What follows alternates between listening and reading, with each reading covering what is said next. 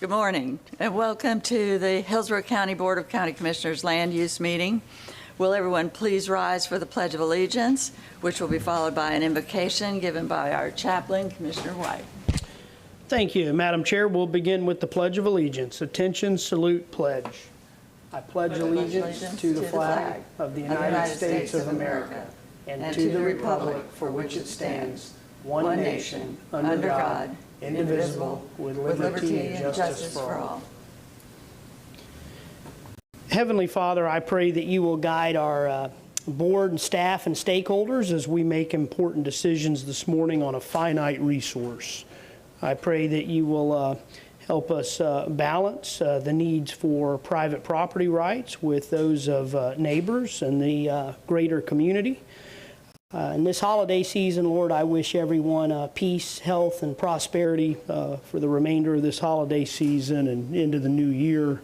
And as always, I ask for your guidance and blessings upon our first responders and members of our armed forces, especially as many of them are away for the holiday season, and some of them perhaps in harm's way. So I just pray that you will keep them safe, guide them each and every day, and I ask for these blessings in your heavenly name. Amen. Amen. Thank you. And at this time, we'll have a roll call. Overman. Cohen. Here. Hagan. Here. Kemp. Here. Myers. Here. Smith. Here. White. Here. Thank you. You have a quorum. Okay. We'll start with the withdrawals, continuances, and remands. And does that go to Mr. Moretta? Yes, ma'am. Good morning, Commissioner. This is Joe Moretta, Development Services Department. If we're ready to move forward, I'll go ahead and read the changes to the agenda. We're ready. The first one is found on agenda page 5, item B1, application MM 21-0313. This application is being pulled from the consent agenda by Commissioner Smith. Next one is found on agenda item B4, the amendment to the Historic Preservation Grant Award Agreement 2021-02. A correction to grant number listed on the title of the grant award agreement was made. The grant award number was changed from grant number 2002 to grant number 2021-02. Next change is found on agenda page 15, item F3, application number RZPD 21-0961. The applicant's name is being changed from Tampa Bay Community Church, Inc. to Fletcher Professional Center, LLC. Commissioners, I would also note, this isn't on the change agenda, but we do have a time certain for item K1 related to the golf course potential development. Having said that, I'll go ahead and move into the A items on the agenda. Item A1, rezoning PD-18-996 streetfront commercial property. Staff is requesting the item be continued to the January 13th board meeting starting at 9 a.m. Item A2, rezoning PD-21-0113. Staff is requesting the item be continued to the January 13th board meeting starting at 9 a.m. Item A3, rezoning PD-21-0554. Applicants requesting the item be continued to the January 13th board meeting starting at 9 a.m. Item A4, personal appearance 21-1035. The application is being continued by the applicant as a matter of right to the March 8th board meeting starting at 9 a.m. Item A5, personal appearance 21-1037. The application is being continued by the applicant as a matter of right to the March 8th board meeting starting at 9 a.m. Item A6, personal appearance 21-1038. Application is being continued by the applicant as a matter of right to the March 8th board meeting starting at 9 a.m. Item A7, this application is being continued by the applicant. Personal appearance 21-1153. It's being continued by the applicant as a matter of right to the January 13th board meeting starting at 9 a.m. Item A8, personal appearance 21-1184. The application is out of order. It's being continued to January 13th board meeting starting at 9 a.m. Item A9, personal appearance 21-1277. The application is out of order. It's being continued to January 13th board meeting starting at 9 a.m. Item A10, special use LE 21-1224. The application is out of order. It's being continued to January 13th board meeting starting at 9 a.m. Item A11, personal appearance 22-0018. Application is out of order, being continued to January 13th board meeting starting at 9 a.m. Item A12, personal appearance 22-0028. This application is being continued by the applicant as a matter of right, January 13th board meeting starting at 9 a.m. Item A13, personal appearance 22-0029. The application has been withdrawn by the applicant. And the last change on the agenda shown is item A14, personal appearance 22-0042. This application is being continued by the applicant as a matter of right, the January 13th board meeting starting at 9 a.m. Commissioners, that concludes the changes to the agenda and the withdrawals and continuances. Thank you. Move the changes. Thank you. I've got a motion for the changes from Commissioner Cohen and a second from Commissioner Myers. Let's have a roll call vote. Smith, Who? You. Oh, yes. Cohen, Yes. Hagan, Yes. Kemp, Yes. Myers, Yes. White. Yes. Thank you. Motion carried 6-0. Thank you. And now we'll move to the consent agenda. As noted, item B1 has been pulled. So we will just be voting on everything but item B1, all the B items but B1. Move the consent agenda without B1. I've got a motion from Commissioner Cohen, second by Commissioner Kemp. We'll have a roll call vote on the consent agenda. Smith, Yes. Cohen, Yes. Hagan, Yes. Kemp, Yes. Myers, Yes. White. Yes. Thank you. Motion carried 6-0. Thank you. And if anybody in the public has a B item, except for item B1, your item is approved. And from here, we'll ask the clerk to administer the oath. Anyone who will be providing testimony, please stand and raise your right hand. Do you swear or affirm that the testimony you're about to give will be the truth, the whole truth, and nothing but the truth? Thank you. Please be seated. Thank you. Yeah, I know we're going to take up the golf course soon, but before that, we'll do B1. Yes, ma'am. Thank you. So for B1, we will ask Mr. Moretta to introduce the item. Yes. Should I start by just saying why I pulled it? Or, Certainly can. I think it's a very discreet issue. that Right. You pulled it for, yeah, so it'd be yeah. helpful. So I think I'll do that.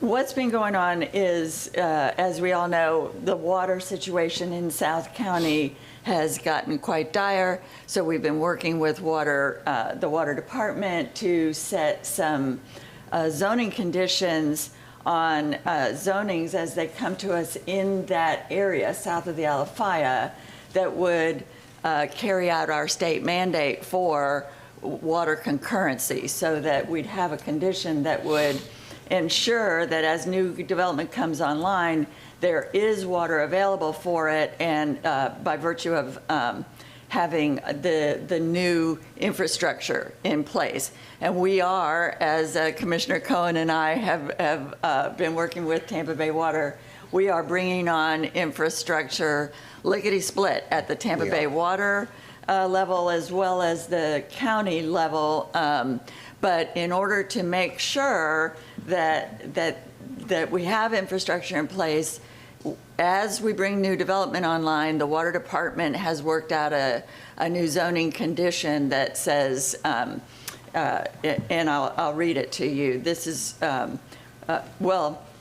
says essentially you have to wait until certain pieces of infrastructure are in place before you can hook up to the county water system. Now, as they were drafting that, and we just got the very first ones last time, there was some a little bit of back and forth and miscommunication. So the first ones came in with a condition that said you had to have the infrastructure in place, or you could just wait till June 1st, whichever comes first. And that was kind of, as I've discussed with staff and with the water department staff, that was a bit of a misunderstanding as they were juggling around. They were thinking of at some point doing and the date that the rainy season starts, but in any case, which would have been June 1st, but what we did last time with the first two that came in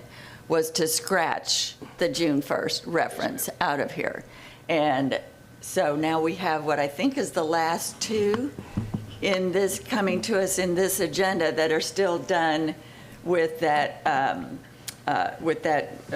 wrong little phrase, caveat. And so we'll need to scratch that from these two this time, the same as we did from the first two last time. So that's why I pulled B1. That's the first one of it. There's another one, F2, later in our agenda that has that. So that's all I was looking for here. No other issues with B1. Commissioner Cohen. Thanks, Commissioner Smith. And I just wanted to mention, even though it doesn't really apply to this application, but just to the general issue, that at Tampa Bay Water yesterday, we delayed a vote on reclaimed water credits in order that we come back to this board to give everyone an update and a bit of a workshop on where everything stands vis-a-vis Tampa Bay Water and the different projects that are going on in South County. And I believe we're going to be having that workshop in January or February. So you'll get a lot more information about the state of everything, I think, when we do that. Thank you. Great, yes. And now that's reclaimed water. Right. This is South County water, but good to alert the board of what we just decided yesterday. So with that, seeing no other questions about that, I think we can go pretty quickly through the item with starting with an introduction by Mr. Moretta.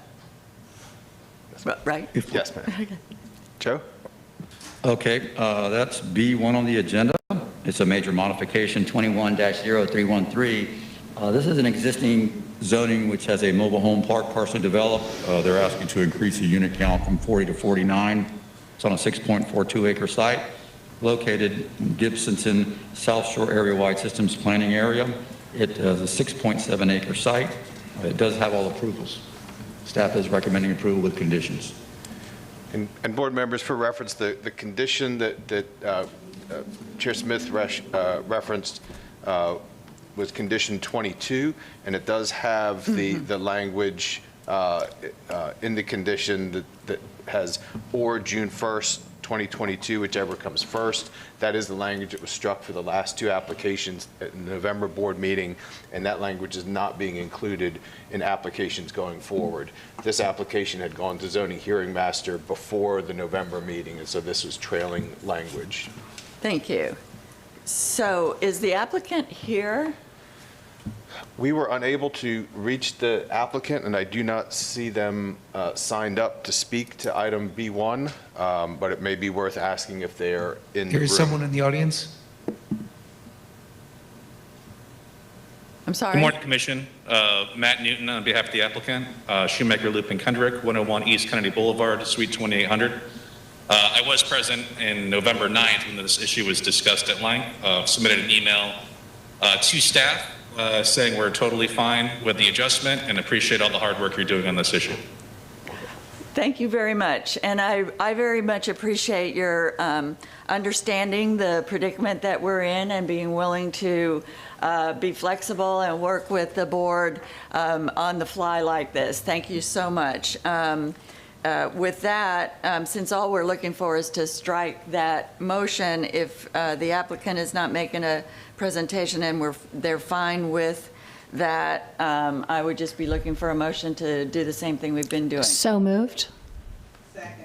Thank you. So that's a motion to strike the clause of June 1st or June 1st, whichever comes first, from condition 22, just like we did at the last land use meeting. Got a motion by Commissioner Kemp, second by Commissioner Myers.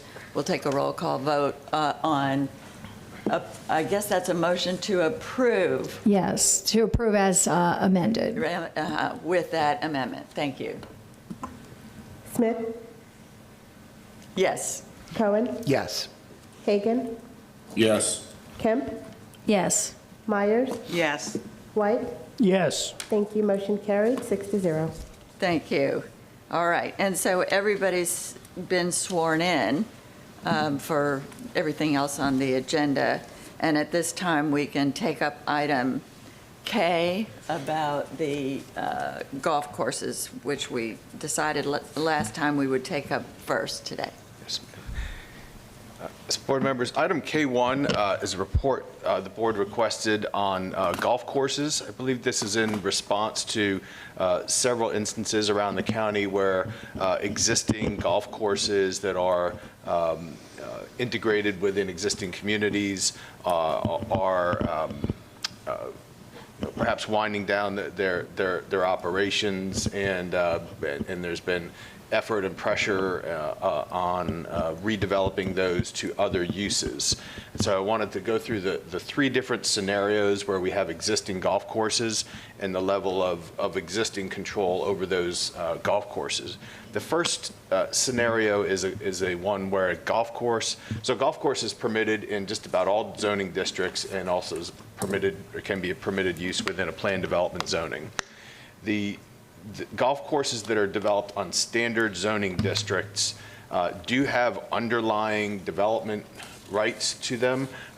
Their underlying zoning, in most cases, would permit uses other than golf courses. We do have at least one in Sun City that has a residential zoning underlying it, and for that type of golf course to redevelop, there is no board action or approval necessary.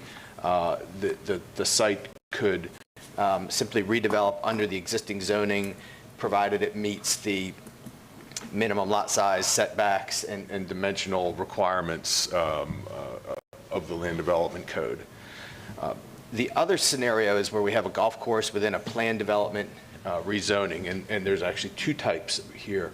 The first is a golf course that is shown on the general site plan. It is actually delineated of where the golf course would be, and that is a controlling document, that general site plan.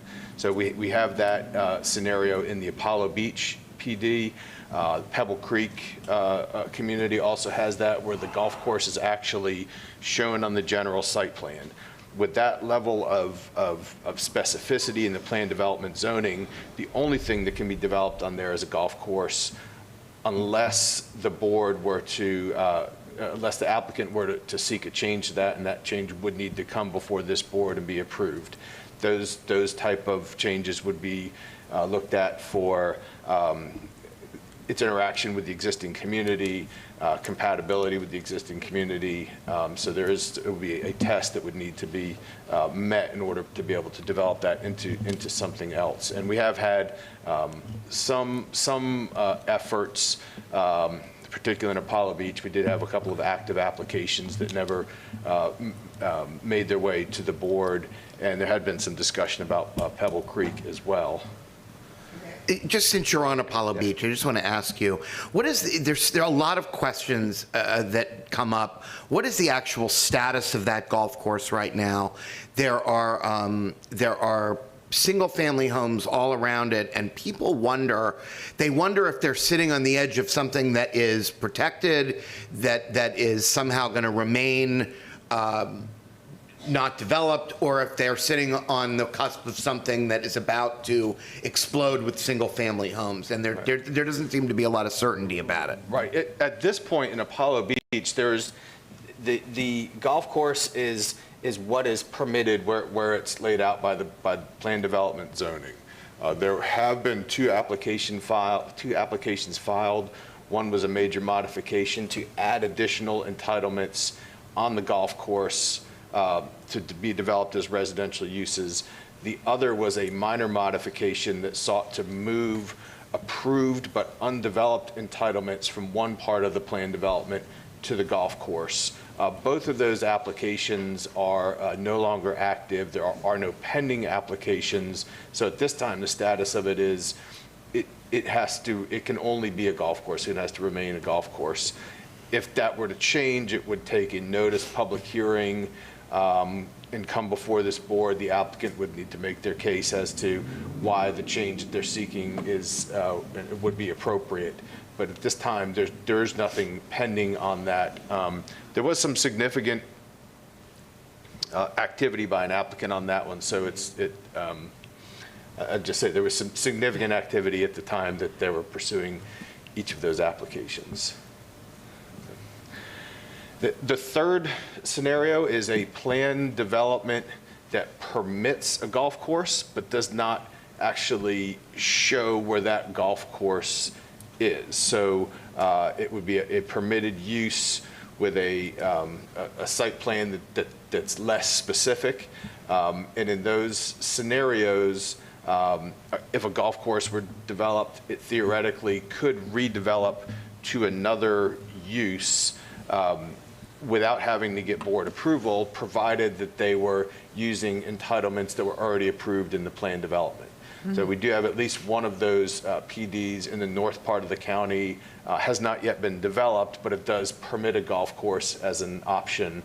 And under that structure, if the golf course were to be developed and then sought to be redeveloped, the plan development currently would allow latitude for that change to occur. Is that the Two Rivers Ranch? Yes. Yeah, okay. Yes. So those are the three scenarios that we have. I understand that, the golf courses are certainly can become fixtures of a community. People buy in and move to an area and expect have certain expectations as to what their community would look like. So we're certainly open to any questions or direction that the board may have on how we handle those going forward, but that is the current situation as we stand today. Thank you. So I see a couple of commissioners, starting with Commissioner Kemp, you're recognized for questions. Do we have any ideas on how many golf courses we have in the county, as well as what is a common acreage? And that fall under these categories. I know you gave some examples, but I was wondering about the whole picture. I would just be guessing at the, there's substantial acreage on the golf course. So, most golf courses would have sufficient room for, a fair amount of development to occur on it. I would be just guessing in the dark as to actual acreage of them. And I think that in these communities, I know with Pebble Creek when they came in, but I've with others that they had certain expectations. Like if someone, we frequently run into people that come in that are opposed to a rezoning. They believe that the undeveloped land next to them, they were told when they bought their homes that the undeveloped land next to them would be preserved, and that's turns out not to be the case. And I think there's this definite expectation that when they move next to a golf course or something else, like I've mentioned, and I don't know how many we might get, but a lagoon or something we may not even imagine here in the future. That it will always be that, and that's part of, the expectation when they move into that home or community. So, it looks like in terms of them having some level of that protection here, it looks like the golf course in a PD, which is cited in terms of their protection for that community, as they see it, is probably the strongest of the three. Yes, ma'am. That's the scenario that gives the highest level of control over the redevelopment of that. A golf course shown in a PD as a golf course, it really can't be used for anything else be developed for anything else than a golf course. So that does give the maximum amount of control and requires a notice public hearing and a decision by the board before any change, if any change were to occur to the use of that golf course. But I would think at some point, if the golf course is unproductive or losing money, that there might be some, the developer, if still in control of the golf course, would have some recourse of some sort for purposes of getting the value out of that? That is what we're seeing. We're seeing that the business side of the golf courses are not perhaps as robust as they had previously been. In terms of getting value out of that, it would depend on what use, which bucket they're in, a standard zoning, a PD with an allowed use, or a PD with a specific use. Certainly there are other uses to which large open spaces can be put. I think that's I think the tension situation of a underproducing golf course versus a community expectations of how their community should look. And there's nothing on, I'm also wondering about how the CDDs play into this, the HOAs, or any deed restrictions or anything like that that are for individuals that expect to move in, if they get those sometimes, or that is another level of control, and that's on the private side. The county wouldn't be a party to those, but certainly deed restrictions or other private mechanisms that control the use of those communities are other levels of control outside of the regulatory realm.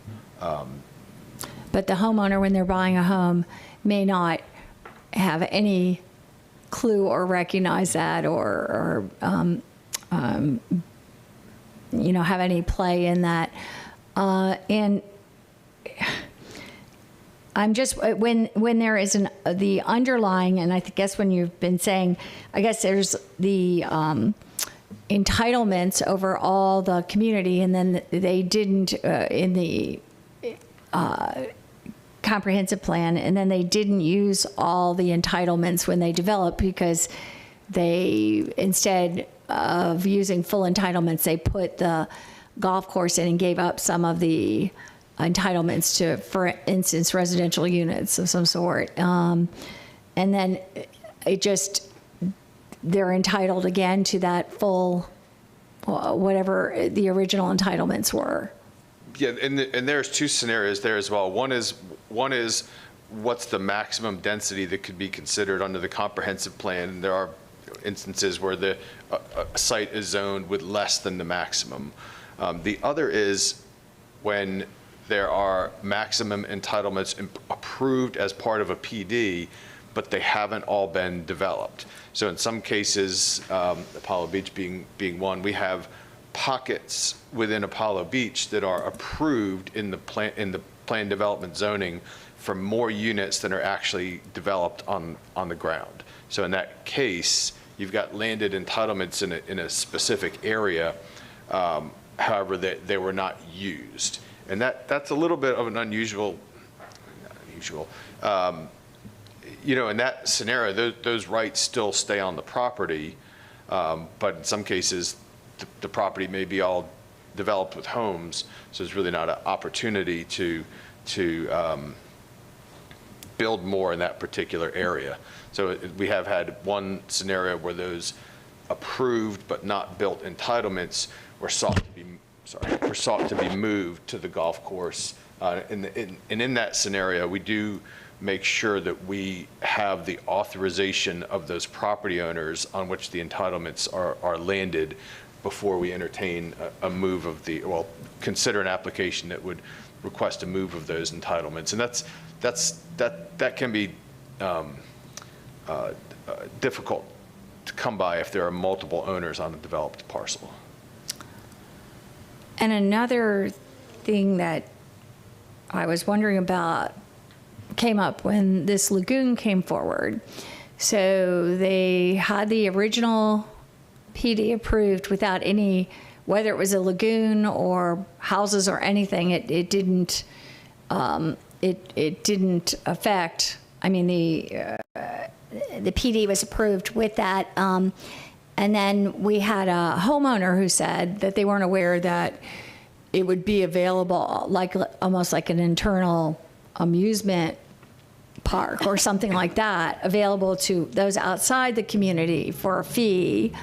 But we don't have any kind of separate category for that, which is what, like within the PD or something like that, which is what the golf courses have done without question. I guess I don't know myself whether the golf courses at some places might be just exclusive to the community or whether they always let, outside parties, play golf or participate for a fee. And whether, that is something that there would ever be contemplated a separate PD or something with, regards to that. So most of the golf courses that we see are not limited to the community members only. In the case of the Crystal Lagoon, and I'll say that still is a pending application, we'll be coming back to the board. We allow amenities as part of a community, a community center, a pool, tennis courts, what recreational facilities.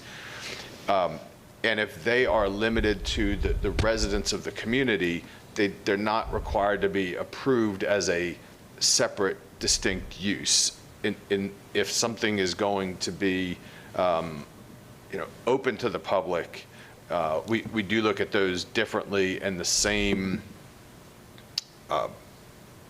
recreational amenity that would be served by a community, if it's going to be open to the public, would get characterized as a different use and require a different level of approval. But for most golf courses, they're not limited, at least by our zoning, to only residents of the community. So it would seem like, I know most of these golf courses are, decades ago. And so, but I'm just wondering about in the future, as we look at these other new amenities coming online, the lagoon wasn't originally, it was part of our regular PD.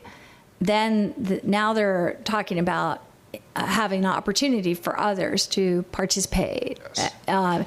And so it seems like from the start, because that could affect, traffic patterns and uses, and certainly we did have at least one, and I don't even know how developed or how many people are living there now who would even be recognizing that.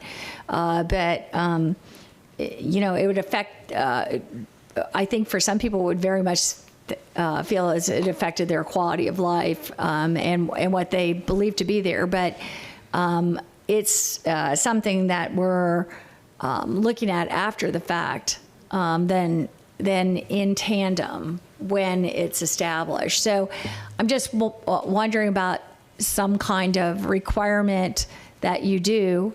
As you were just saying, it's a separate PD from the start if they ever want to make that transition. I'm just trying to figure out how to place that, then having it be after the fact coming to the board. So we have an after the fact scenario does have other considerations than something that we're looking prospectively.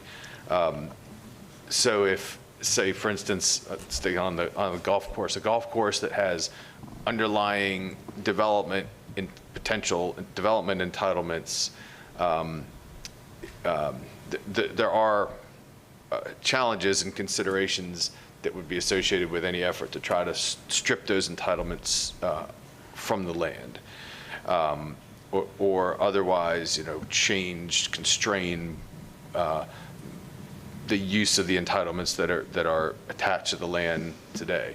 Looking forward, we do have a lot more latitude of how we would want these type of facilities and amenities to be developed in the future.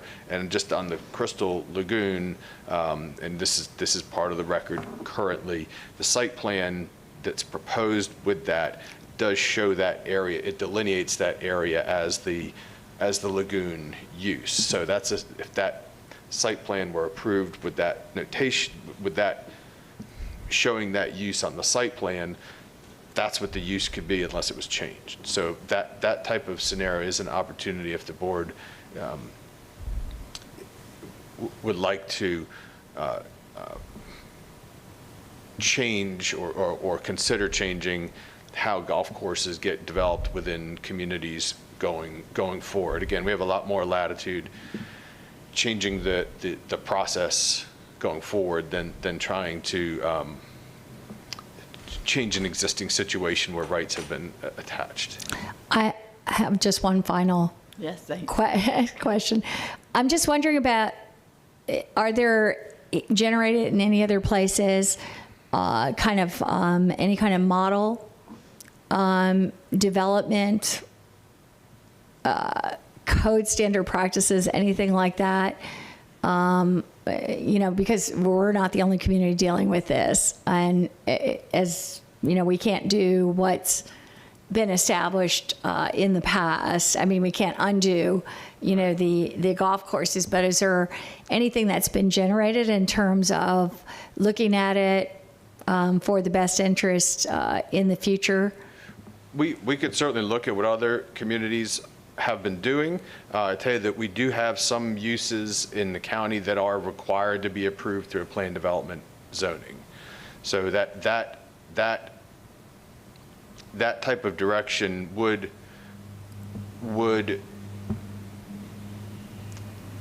remove the scenario where it's developed on a standard zoning district and the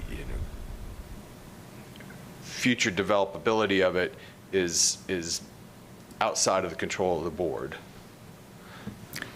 So I might make some motion regarding future, but Commissioner White might have some more specific ideas as well. Thank you. Commissioner White, you're recognized. Thank you. And as a courtesy to Commissioner Kemp, I won't make any motions. I'll, defer to her. I'll allow you to recognize her because I think we're heading in the same direction that future golf courses probably should require or trigger a PD zoning. This is a pretty complex issue.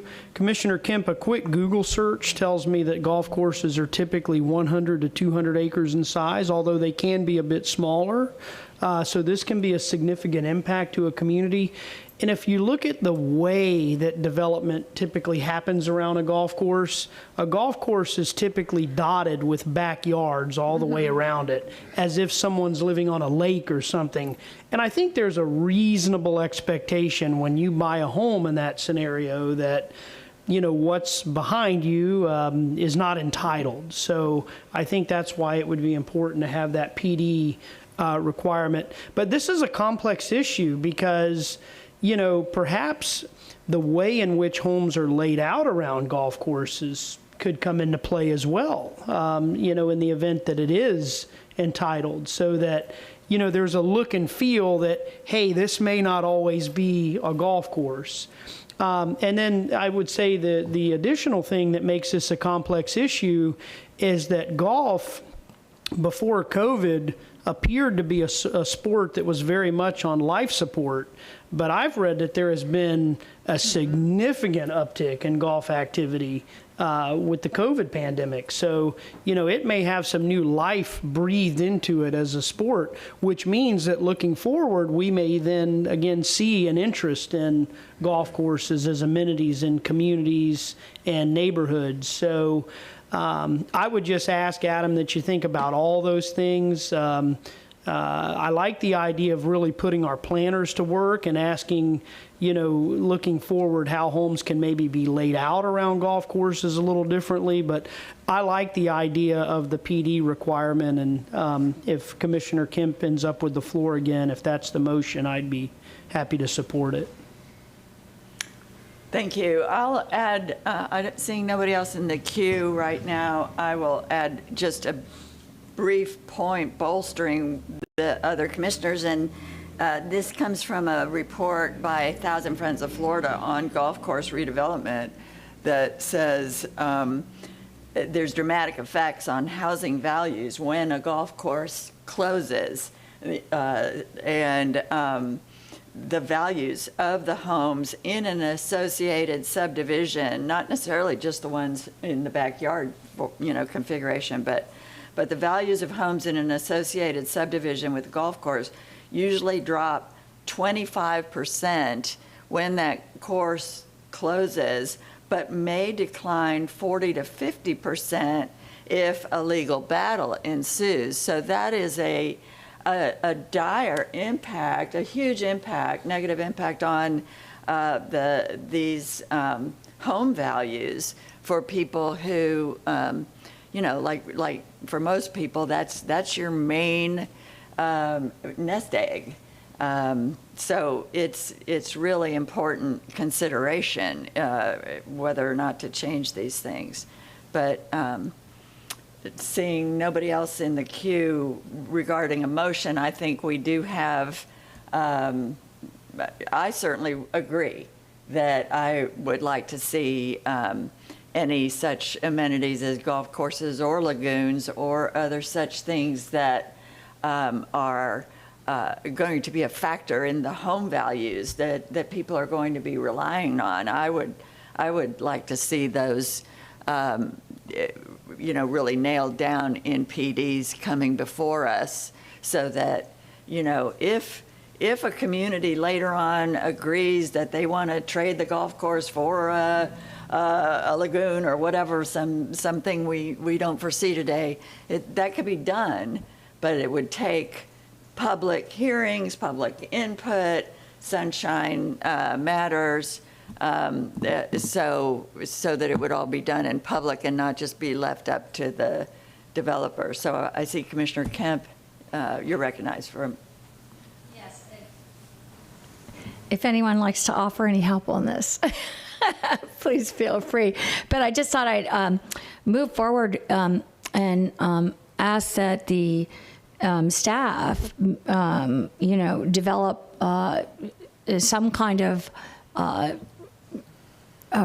land use suggest or put forward a development plan for how to deal with this, including the PD requirement, a specific requirement as to where the amenity is located, and I'd like to really look at best practices, and especially 1,000 Friends of Florida, maybe they have some kind of model that they're suggesting that would inform us, as well as other possibilities elsewhere. I don't know if there could be information given to, some kind of when a homeowner buys into that development, that they understand what, or at least give some information about what the status is, expectation in terms of that amenity. Have some kind of information. I don't know what is out there as possible, but I'd certainly like to get the strongest possible, and it sounds like the board would, for homeowners, the strongest possible nail down, so that they have some recourse in the future should that amenity change or that facility change. And 100 acres, I thought it might be something like that, but that is enormous. Thank you. Is that a motion? That's a motion. Okay. And Commissioner White, you're recognized. Maybe, Well, I think I was heading in a little different direction. If I were to, I don't think there's a second to Commissioner Kemp's motion. I think if I were to put a motion on the floor, it'd be a little more straightforward and simple, but give it a stab. my motion would just be to direct staff to bring something back to the board that requires that golf courses and other passive use amenities such as lagoons, trail amenities, community parks, be required to be packaged in PD zoning. I'll second that. Okay. All right, we've got a motion by Commissioner White, second by Commissioner Kemp. And seeing, Commissioner Cohen. I would just comment that let's just start with this. Right. And we'll see where it goes. I liked where you were going, though, about this. People have an expectation that the golf course is going to be there forever. And they should know whether or not that expectation is realistic or not. They should know whether or not the thing can just be taken away as of right, or whether or not it would have to go through a public process. But I think we can get to that later once we come back with some language. So I'll support it. Thank you. Commissioner White? Yeah, just very briefly, you had mentioned that if we have these packaged in a PD that it would trigger, and you as well, Commissioner Cohen and Commissioner Kemp, that it would trigger this public process that would involve hearings and everything, and you had mentioned that they may want to trade a golf course for a lagoon or something like that. A community may even want to trade a golf course for some additional homes or a town square or something like that. But to your point, it would trigger that public process so that we could hear from the community in those cases. Great. So Commissioner Kemp, you're recognized to wrap up. And again, I am totally supportive, and I looked at it, Commissioner Cohen, the same way. Good first step, but I'd still like to know if there's some better practices or some better ways that we can inform those residents, but also provide protections, for the future in that community, because that is such a can be such a huge part of a development that it's extremely important. So I'd like to, know more broadly about it, but I think this is a great first step. Might be a final step, but there might be some other possibilities. I think Commissioner Cohen is correct too, that this is the beginning, and we can look for other kinds of possibilities and check with other municipalities to see how they are handling similar situations as we go along. So with that, we'll take a roll call vote on the motion from Commissioner White, second by Commissioner Kemp. Smith, Yes. Cohen, Yes. Hagan, Yes. Kemp, Yes. Myers, Yes. White. Yes. Thank you. Motion carried 6-0. Thank you. Great discussion, and thanks for bringing that forward. I think it's really important and timely. And now we move to Section E of our agenda, the land use public hearings. And just a quick note, in light of the fact that we are all going to be meeting tomorrow for a workshop on zoning processes and beginning to consider any ways we might improve the process or understand the process. This section of our agenda, I think it's important to note, is rezonings, zoning changes that do not go to a zoning hearing master at all. These all come straight to the county commission fresh. There is no setting of a closed case file until it comes here. Something we read in the newspaper this morning could be raised and discussed in the course of looking at this. Is that correct? Yes, that's correct. Okay. There is a All record right. established. You- Yeah, there is a record established, but there is no limitation on what the board can consider as part of these Right, so the modifications. record is not closed, there's no zoning hearing master, and there's no party of record until now, until this comes to us. Nobody has had to become a party of record in order to speak to us. This is much like, I believe, everything that comes to the city of Tampa, big, little, in between. No zoning hearing master, just fresh to the board. Anybody, come one, come all, no party of record, no zoning hearing master. It's the county commission that handles it all here. And so as we go through these, you'll notice that the sky doesn't fall. You know, we are fully able to handle these without all that excess process and red tape. In fact,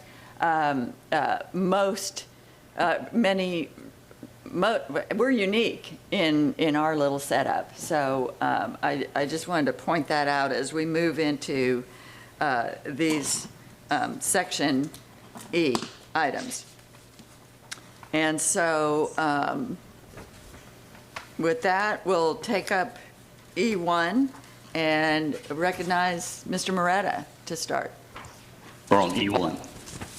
Thank you, Commissioner Smith. This brings us to item E1. This is a personal appearance, a minor modification, number 21-0840. It's located at 5241 Lithia Springs Road, 17.73 acre parcel, Res 2 in the comp plan. I'll take you over to the Elmo. The site is located on Lithia Pinecrest. It's north of Fishhawk Boulevard. More specifically, it's south of Lithia Springs Road and has frontage on Lithia Pinecrest. The applicant is proposing to make a change to introduce a fourth development option. Planned development has 3 development options which permit varying totals of and mixtures of uses between residential storage and also does include open storage at this time. This particular modification is proposing a fourth development option. The development option is proposing to allow 110,000 square feet of storage, and it's also proposing what is called accessory open storage for RVs and boats. It will be a total of 32,000 square feet. Just to provide the board a little bit of context, the Land Development Code has a ratio of enclosed buildings, the enclosed buildings of the overall storage. That ratio is a 20%. What the ratio establishes is what's called the accessory open storage, and that's what's being proposed for the RV and boats. And that's essentially the discrete issue that our recommendation deals with and ultimately concludes with a not supported. Commissioners, just to give you some context, several years ago, there was an ongoing effort to recognize some level of accessory open storage for RVs and boats because it was recognized that there was a need for that. There was a code change that was made that was also reviewed by the Planning Commission, as all our code changes are, and it was adopted by the board a standard of 20%. Commissioners, the applicant is proposing to change that ratio, go beyond it, and proposing a 29% max. So essentially for our staff, when we reviewed that, it becomes a technical issue that we felt that we could not support it because of the fact that it's going beyond the accessory open storage. Now, just to give you a little bit more context, the type of commercial that's allowed in this comprehensive plan category, and the Planning Commission may want to get into that because I don't want to get out of my lane here, but the comprehensive plan is Res 2. So in the Res 2 category, the commercial that's allowed is neighborhood general commercial type uses. So what would be needed to go beyond that recognition of accessory, what would be needed for that would be a different type of comp plan category that would essentially get you to a commercial intensive type land use mix. And in that category, or in that type of zoning land use mixture, there wouldn't be any cap on the percentage amount. So that's essentially the issue with the DSD recommendation. I'll let Israel Monsanto in a second go over the site plan with you. We think the applicant has done a fairly good job of dealing with the site plan issues. The open storage area is organized up on Lithia Pinecrest. I'll turn the site plan over to Israel, and he'll go over the buffering, screening, and placement of the various different elements of the site plan. Again, we're not supporting it. The main thrust of our recommendation has to do with the 20% accessory open storage, and I'll turn it over to Israel. Thank you. Thank Good morning, you. Commissioners. Mr. Elmo Santos, Development Services. I will go to the Elmo. As Mr. Moreta stated, the additional storage for RV boats is going to be located along Lithia Pinecrest, east of the site. The applicant is also proposing to screen it with a wall 13 feet high in order to ensure that the boats on RV store will not be visible from the street. And you can see here a rendering provided by the applicant with the overall look of that wall, trying to mimic buildings along Lithia. That wall, the applicant proposes specific design standards to ensure compatibility with existing storage facility and provide some relief and enhancements. Additionally, the applicant proposes a buffer and maintaining setbacks currently approved, proposes enhanced landscaping and as a screening along Lithia as well. There is an existing screening and landscaping requirement along Lithia Spring Road, which is not changing. The site currently has approved open storage on RV as accessory in this area here, central to the site, and also along adjacent to a retention pond. As Mr. Moreta stated, the applicant has made efforts to try to provide a design and also to enclose the proposed RV storage, which will be roughly 29% of the enclosed space being requested. And we are available if you have any questions. Thank you. And at this point, we'll ask for the applicant.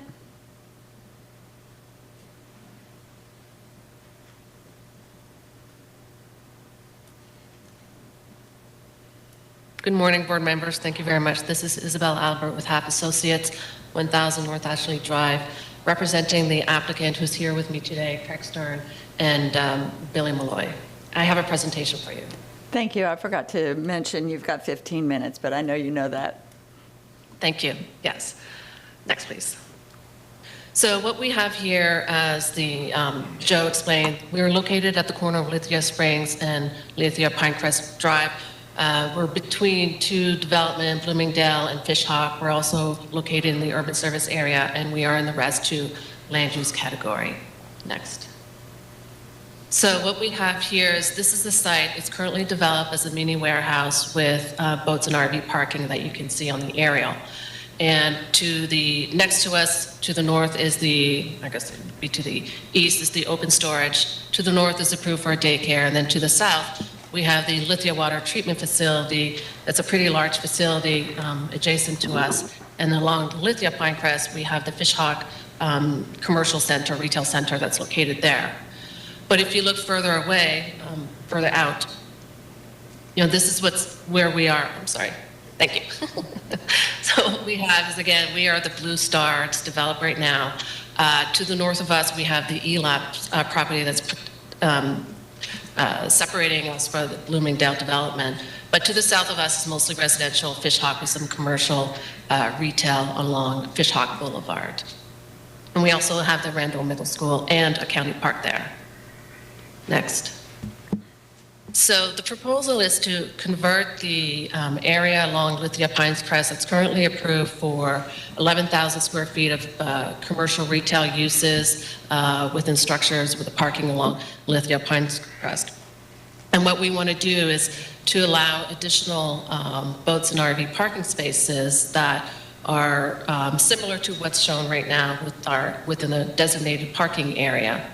And to meet the intent of the code, we are proposing a structure, like a 13-foot wall structure, that's architecturally designed to look like a building that would otherwise be there.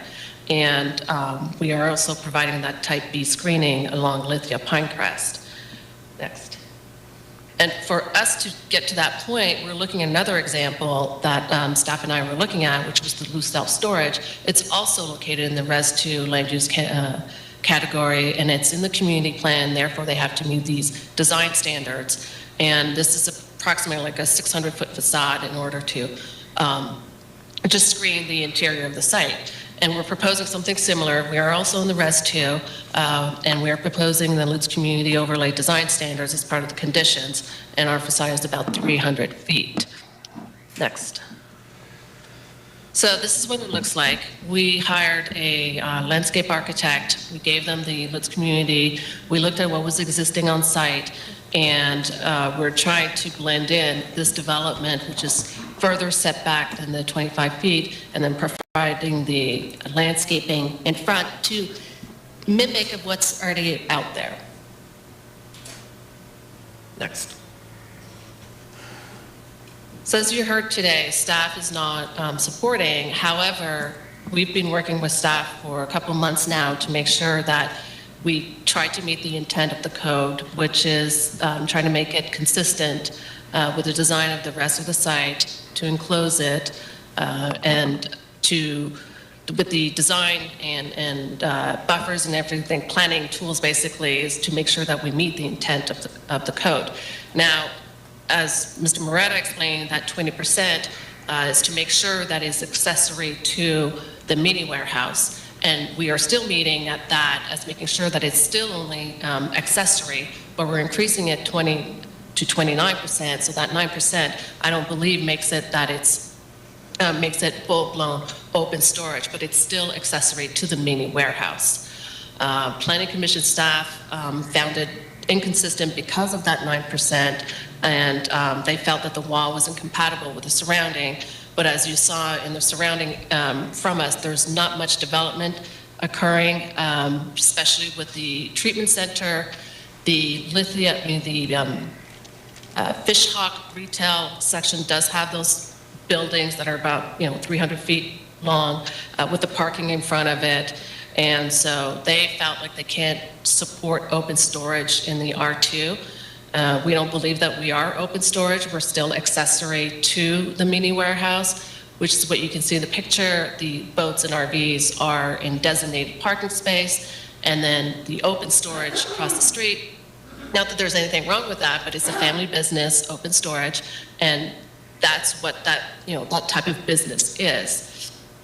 And as it was mentioned earlier, and I'm sure you've all seen this, but since COVID, RV and boats are in huge demand. People have been buying them left, right, and center. They're really hard to find, but now they're in their front yards and backyards. There is a huge need for that type of use, and it was shown when we start walking around, when actually Mr. Stern started walking around and talking to his neighbors. Go next, please.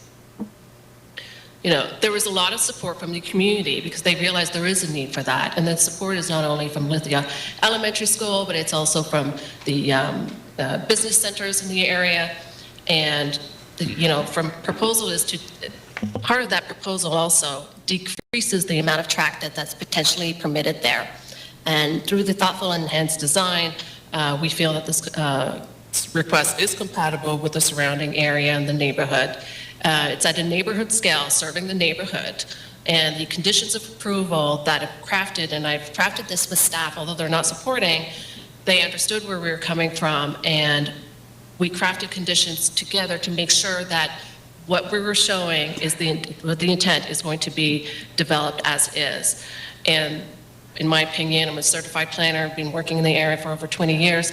The request I feel is consistent and compatible with the Land Development Code as well as the comprehensive plan.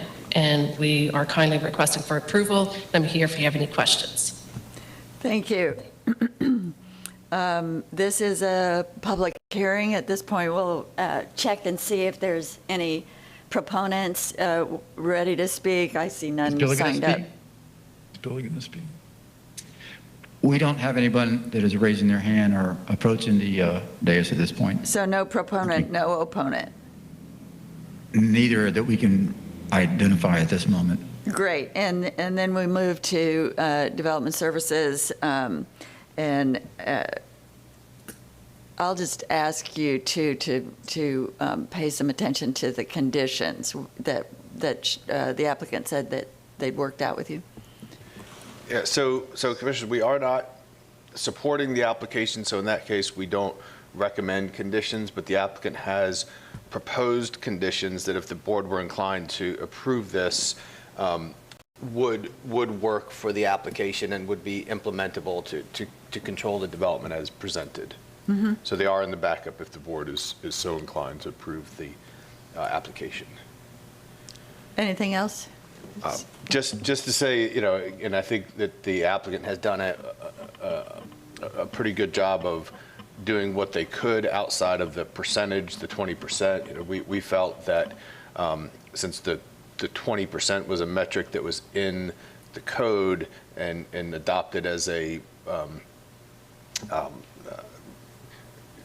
measure where that what would otherwise be open storage would be permitted within this district, that we our bound was at that 20%. But that being said, it's not a inherent problem with the application. That believe that the screen that was done was pretty well done, and Thank you. stand ready for questions. Do we not hear from the Planning Commission on these PRSs? I don't see that on the. So as a matter of course, it's not part of the presentation. However, the Planning Commission does opine on minor modifications when they do have comprehensive plan implications. And in this case, we did get a report from the Planning Commission that was not supportive of the application. So there's nothing to prevent you from hearing them, but we don't have Planning Commission comments as a matter of course because of the nature of the minor modification changes. Okay, then I'll leave it to the board to either ask for that or not as we go through the E items. And I see Commissioner White, you're recognized. Thank you. I have two things. First, I'd like to move approval of the item with the updated conditions as submitted by the applicant. I'll second for discussion. Got a motion. I'm not there yet, but let's hear what you have to say. Well, I think the record's pretty straightforward. I think the applicant has done everything possible to make this compatible with the community and to, be something that's not a quote-unquote eyesore that you would normally think of with open storage. There's no opposition from the community that I'm aware of. There's already the site is already developed as a storage facility. They're just looking to expand upon that. So that's really the reason for my motion. It's pretty straightforward.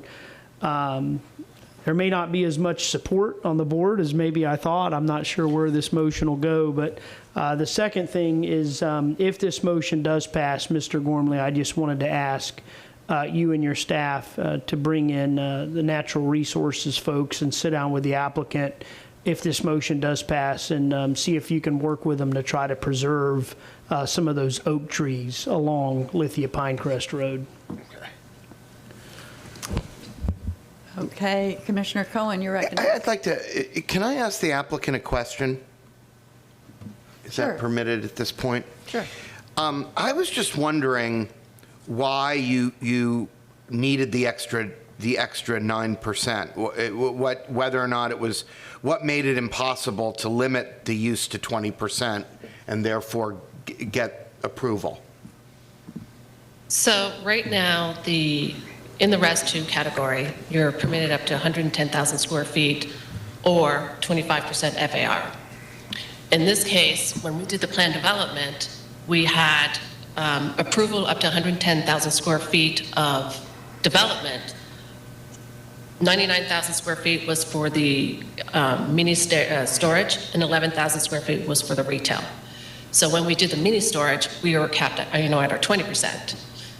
But then the 11,000 square feet, we're looking at this and no way to develop it as it was. It was just not working, and then it was just not, the mini storage is already there, and it's an established use there.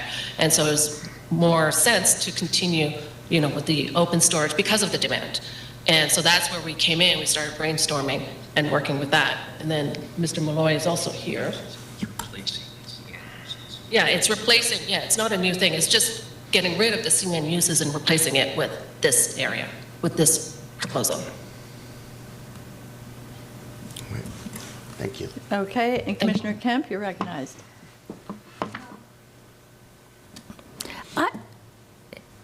I'd just like to see the graphic that you put up that was the bigger area. The aerial or the site plan? The aerial that showed where it was in the community, and it kind of pulled out and did the larger picture. This? Yes. A bunch. So I have to tell you, I was thinking a lot about this piece, and I wanted to hear what you said, and I've been thinking a lot about why these kinds of designations are made, limiting to 20%. And you certainly have paid attention to the screening, and I would like to see those oak trees. We've lost too many trees around that area, and in Brandon in general, when we're widening the roads, there's just been some beautiful natural landscape that's been lost. So I'm glad to hear that at least raised. But part of what I have, part of the reason for the 20% limit on that, to me, and the commercial was put up against the road is, the more I look at all of these and I'm thinking about it, it just makes sense for the road to be used in terms of having opportunities for, I guess because I've, in my neighborhood in Tampa, suffered from a lack for decades of any neighborhood commercial opportunities. Always had to go far to the south or far to the north to even check in a little restaurant, buy a little something. They're just, that wasn't available. And so much when I see this, I see that it feels like we're redeveloping that way again. In this case, we take away the retail, the possibility for neighborhood commercial, which can mean trip capture to some of us, and in terms of how our roads are used and what possibilities there are. And the seeming lack of opportunities for neighborhood commercial in these areas strike me as a real loss. And it makes sense to me that you would do a 20% limitation and put it in the back there, and then have this commercial or office or job opportunity at the front in terms of a scheme for how you develop. And I hate to lose that 20% commercial office at the front there, I have to say. And I think it was probably it is probably a good way to move forward. And the 20% allows for the opportunity, but doesn't turn everything into essentially a warehouse. And we would be losing this commercial office opportunity if we do that. And I am not convinced that this is the right thing to do. We're allowing for plenty of the warehouse behind, which makes a lot of sense to me. So I'm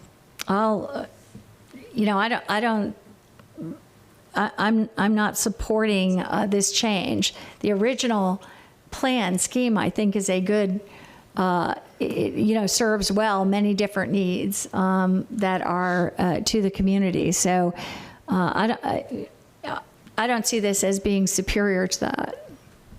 Thank you. I see no other commissioners wanting to speak. I would like to ask the Planning Commission to, having heard this discussion, to tell us from your perspective what is lost if we go beyond the 20% for, what they're really asking for is not so much warehouse, but parking, isn't it? Of boats and trailer storage. So outdoor, and I will note that, as they mentioned, the open storage across the street, I'm not sure that's not a code violation itself. Mr. Gormley, do you know whether or not that's? Sorry to throw that at Yes, you, right? the area across the street does not appear to be zoned to allow open storage, so that may be a So that's not a, that's not a basis on which to say, let's do more, if it's already violating code across the street, which would be in the rural area, I believe. And this is Res 2, where people are kind of expecting a little low-density, larger lot development. If we do go forward, I would say, I think we would agree it's important to preserve the oak trees on Lithia Pinecrest at least, and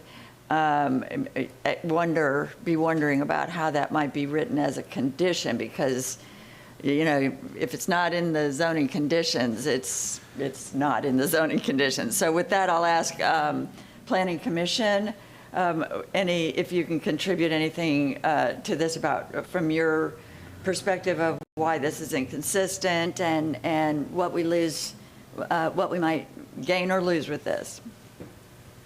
Sure, thank you. For the record, Melissa Leinhardt, Planning Commission staff. I won't go through my entire memo, but essentially our argument boils down to the request exceeding what is allowable for land development code. The land development code, as you know, helps to implement policy direction in the comprehensive plan. And in this case, the 20% limitation is directly related to limiting commercial development in residential future land use categories to a neighborhood scale. And this request would be inconsistent with that policy direction, being that it is a residential 2 future land use category. We did work with the applicant. Israel Monsanto and I had several meetings with the applicant's representatives team. And we did talk through the other issue that we had was the wall, the fact that it's 13 feet high on the eastern portion of the site along Lithia Pinecrest. While the wall could potentially help screen the proposed open storage, the height we felt and the length, which is almost half of the parcel's frontage along Lithia Pinecrest, we felt that it was out of scale with the existing development pattern and inconsistent with the policy direction that we have relating to compatibility. So really it was a twofold argument. But that 20% limit, I mean, there is a limit for a reason. It allows for some usage of accessory open storage along with a CG or a CN use, but then it also limits it, so we keep it as a neighborhood scale under the 20%.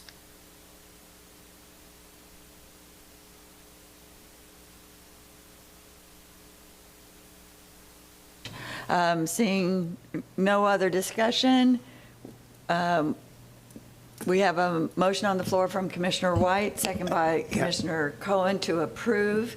We'll take a roll. I'm afraid I'm going to withdraw my second on this. Okay, so we have a motion, and actually so we have a motion without a second. Is that going to die then? Yep, and Commissioner Kemp, I'll make a motion to deny, and I also thought what Ms. Leinhardt did was really, it gave me some words that I was like neighborhood scale, and I did realize it was open storage, and I was struck by when they presented it. I mean, we see certain pictures, but the 13-foot wall, which is what I heard them say, but it just, it seemed inappropriate, and again, these rules, these conditions, or this requirements make sense to me in terms of how you would best develop the area. And I did realize too, I think that, well, that it was open storage, but I guess I just look at both of those things as being, I know there's a difference, but both of them as being kind of warehousing functions. So that's why I spoke to it that way. But make a motion to deny. Got a motion to deny.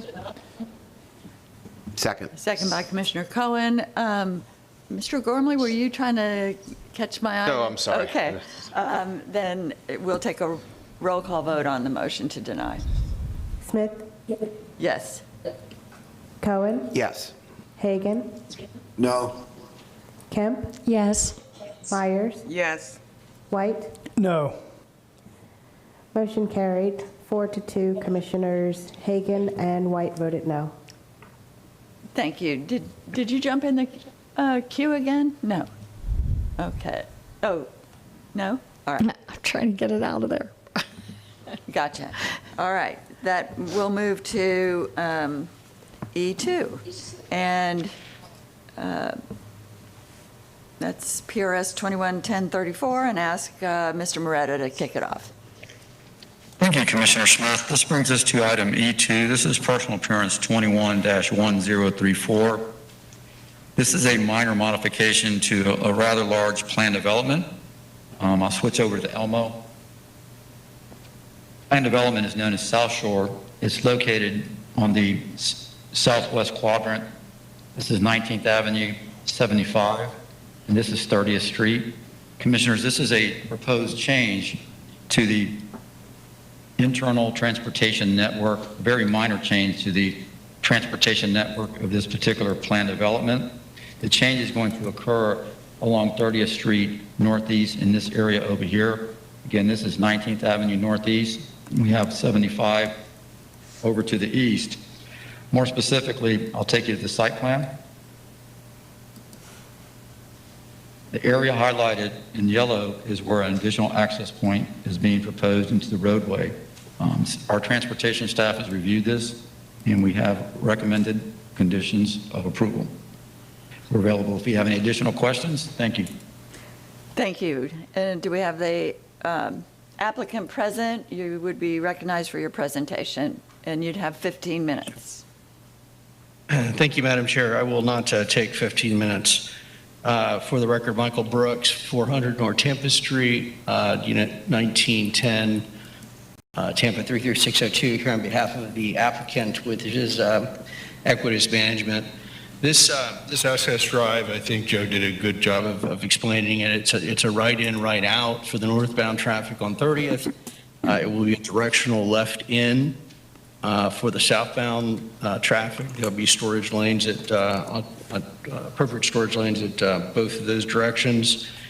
The additional access point will serve both the existing 7-Eleven convenience store that is on the corner, currently developed, as well as what will be the remainder of the development of Track G2, which we understand there's an industrial developer who is in the process of due diligence, site permitting, and so this driveway will serve basically the entire roughly 100-acre tract of G2 on the northwest corner. It is in the planned development, but it's worth mentioning also, this is part of the South Shore Corporate Park DRI, and so what you're seeing is Track G2 beginning to develop out with the vision that was intended many years ago. So with that, I'm here with any questions. Thank you. And do we have anybody there, Mr. Moretta, for proponent testimony? I have no one listed. None identified, ma'am. Thank you. And no one for opponent either? None identified. This Thank is you. a public hearing, but we have no public testimony. Okay. We go from there to development services. We have no further comments. Okay. And applicant waives their right to rebuttal since there's nothing to rebut, I assume, Mr. Brooks? Yes, ma'am. Okay. We move to board discussion then. Move for approval. Second. Great. I'll just say it sounds like a good move forward to me. This is a DRI we were hoping to develop out for jobs in South County. So, I'm looking forward to doing that and providing the access to them. So a motion from Commissioner Myers, second by Commissioner Cohen. I think he was first. We'll take a roll call vote.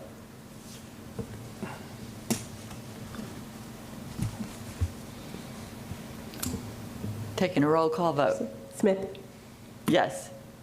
Cohen, Yes. Hagan, Yes. Kemp, Yes. Myers, Yes. White. Yes. Thank you. Motion carried 6-0. Thank you. And that takes us to item E3, PRS 21-1136. Mr. Moretta, you recognized. Thank you, Commissioner Smith. This PRS 21-1136 is located at 11901 Sheldon Avenue. I'll bring you to Elmo. The site is located on the east side of Sheldon Avenue, roughly between Citrus Park Drive to the north and Lineball Avenue to the south. The site is approved for 11,000 square feet of commercial. What this really distills down to is the applicant is proposing to use outdoor seating area as part of the commercial space that's being utilized in the center. And to do that, they need to add 792 square feet to the 11,000 square foot cap. Staff has reviewed this, found it to be consistent and compatible, and we are recommending approval with conditions. Thank you. Thank you. And is the applicant present for a presentation? Yes, Chair. This is John Dix with Ackerman Law Firm, 401 East Jackson Street, Suite 1700, 33602. And I don't have much to add other than to stress that it's an existing patio, so it's not a build out at all. We're just seeking the authority to use that existing patio for 792 square feet of additional seating. And I think that if the last 18 to 24 months has taught us anything, it's that outdoor dining is a trend that is here to stay, and we're just hoping to capitalize on it. Thank you.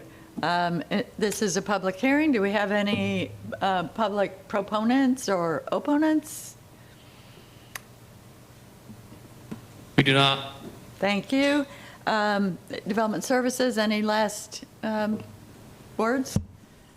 No further comment? Okay. And I assume applicant waives their rebuttal since there's nothing to rebut. And Move approval. Second. yes, thank you. We've got a motion to approve by Commissioner Cohen, second by Commissioner Kemp. I think I don't know, I'm sure I'm not alone in enjoying outdoor dining more and more. So I'll certainly be approving this, and we'll take a roll call vote. Smith, Yes. Cohen, Yes. Hagan, Yes. Kemp, Yes. Myers, Yes. White. Yes. Thank you. Motion carried 6-0. Thank you. Thank you all. And so with that, we move to item E4. And this is a county application, PRS Yes, ma'am. 21-1137. So, Mr. Moretta. Yes, ma'am. This is located at 9460 Columbus Drive. The outline of the plan development is shown in red. This is another proposal to add access to the transportation network. This is the existing network shown on the overhead. Proposal is to add access points in this area of the site, and also in this particular area of the site, which would be adding an access point to this area and an additional access point up to the west. It's a very minor change. Our transportation review team has reviewed it, and we are recommending approval with conditions. Thank you. Okay. This, so that, is that the applicant presentation? Since it's no. So we'll ask for the applicant. I'm a little confused because it is the county being the applicant. All right. Yes, it's Earthville Hill with our Hillsborough County's Architecture Services, 601 East Kennedy Boulevard. Basically, we're asking for an additional means of egress out of the county's tournament sports complex and ingress and egress at the overflow parking adjacent to the county's traffic maintenance facility on regional water lane. This basically will help with the traffic from the overflow parking for the sports complex and ease basically traffic flow and increase safety. Thank you. Does that conclude your presentation? Yes, it does. Okay. This is a public hearing. Do we have proponents who want to testify? No, ma'am. No opponents either. No, we do not. No, ma'am. Okay. And any final comments from Development Services? All right. Who do we have? Second. That was you. Thank you. Motion for approval by Commissioner Meyer, second by Commissioner Kemp. We'll take a roll call vote. Smith, Yes. Cohen, Yes. Hagan, Yes. Kemp, Yes. Myers, Yes. White. Yes. Thank you. Motion carried, 6-0. Thank you. That takes us to item E5, PRS 211155, starting with Mr. Moretto. Thank you, Commissioners. This brings us to item E5. This is personal appearance 21-115. This is located on the area of Big Bend. More specifically, I'll take you down to the lower level of the site plan. This is Kings Lake Drive, Big Bend Road. The subject chain is in the north of this PD area, which is the commercial pod. It's outlined in red. More specifically, it's shown in this area here on the north side of this frontage here along Big Bend Road. This is a change to go from 100,000 square feet to 105,000 square feet of commercial. This is allowed for consideration within the minor modification category. Staff is recommending approval. We feel like it's consistent with the original intent of plan development, and we are recommending approval with conditions. Thank you. Thank you. And now it's time for the applicant presentation. You have 15 minutes. Good morning, Commissioners. Ann Pollock, 433 Central Avenue in St. Pete, representing the owner and applicant, Big Bend Medical Park, LLC. This PD, I think Mr. Moretta gave a good understanding of where it's located, right adjacent to Big Bend Road and at the edge of a large, pretty much fully built out residential and commercial development. There's just a little bit of commercial left over, approximately 9,000 or so left. And we're trying to allow for the small expansion of the existing medical park to the north of the subject parcels down into those subject parcels. It's a remaining 2 half-acre parcels. We're trying to get the extra 5,000 square feet. That would allow a total of 13,600 square feet to be built in those 2 parcels. It's FAR of 0.35, which is well below the maximum. We feel that the property really is suitable for the additional square footage. The additional entitlements are consistent with the development plan of the PD. It would be limited to the subject property, and the 5,000 would be limited to medical and professional office only. We had initially requested 5,000 square feet of commercial. That is the term used in the PD, and commercial in the PD is defined as CN uses. The Transportation Division had some concerns of the possibility of the worst case scenario, so we agreed to limit that 5,000 just to the office uses. And this is what the applicant plans to build anyway, so we don't feel there should be any issue. We don't think there should be a negative impact. The property is surrounded by commercial development and vacant commercially entitled land. It will meet buffering, landscaping, setback requirements. All parking requirements will be met. We have received an administrative variance determination of approvable from Mike Williams, since Kings Lake and Big Bend are both considered substandard, given how old this project is. It was originally started in the late 80s. But our traffic study submitted showed that the existing improvements in the turn lanes were sufficient to accommodate any additional traffic that might come from this additional 5,000 feet. And with the provision of limiting it to the office uses, the Transportation Division was fine with that. There is a unmet demand for medical and professional office in this area, and it should be good overall for the Gibsonton community as well as for the Kings Lake community, which won't have to leave their development in order to get further medical services. No additional development or density requests are happening here, and the staff has supports the proposal. They think that increasing entitlements to allow more medical office uses in this location appears to fit well with the existing development pattern of the immediately adjacent area. We would agree, and we would hope that you would agree also. Thank you very much. Thank you. This is a public hearing, and I do have a proponent signed up for testimony, Ms. Jacqueline Foss, virtually. Yes. You're recognized. Yes. You've got 3 minutes. Okay, my name is Jacqueline Not exactly. Foss. You can take as longer than that, yeah. Okay, my name is Jacqueline Foss, and I'm part of the administration of Big Bend Pediatric Care, Dr. Rolando Garcia.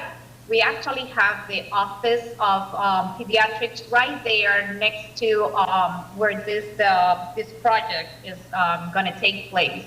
And I just wanted to give the support and just a positive note that we do need more space. We do need more facilities that we can actually expand. Our office has been there pretty much for about 10 years, and we keep expanding. In order for us to get a bigger place, we will have to get out of this area, which has been there for over or around 10 years, and we will lose that contact that we had with the community. And I just want to give him my 100% support or any other information that this project needs in order to take place. Thank you so much. Thank you very much for coming and helping us understand the project. Is there anyone else who is there to speak in support or opposition? Neither. We have no one at this point identifying themselves. Thank you. So with that, we'll go to, I just ask Development Services if you have any final comment? Nothing additional. All right, then. Move approval. Got a motion to approve by Commissioner Kemp, second by Commissioner Myers. We'll take a roll call vote. Smith?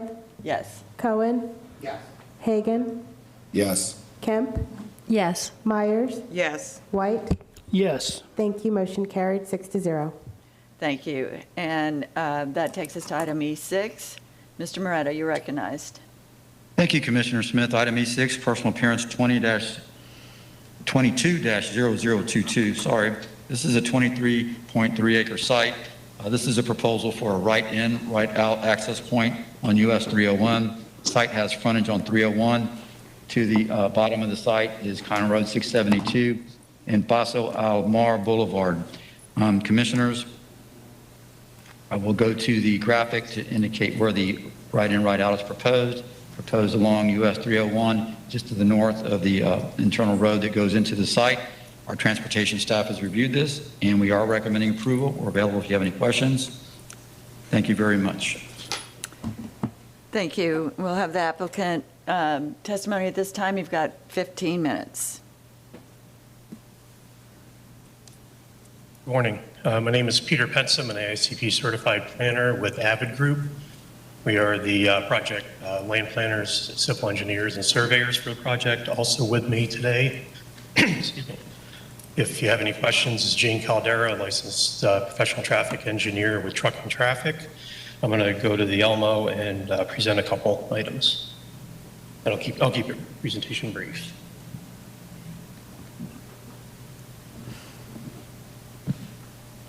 The proposed access is shown with the red right-in, right-out turn arrows right here on the overhead. That's the only change that's proposed to the project. My client is under contract to purchase the southerly 5.5 acres of parcel F, which is the northwest quadrant of US 301 and Paseo Almar Boulevard. Let me show you an aerial with that. That's indicated by the area in yellow, which is the 5.5 acres plus an additional 3 acres owned by DOT for an existing stormwater pond. Here's a closer up aerial showing that area. It's this area here, which has been previously created as part of the master plan for the larger mixed-use development. This is the existing DOT pond. The proposed access driveway is located here. The site is bounded on the west by a branch of Little Bullfrog Creek.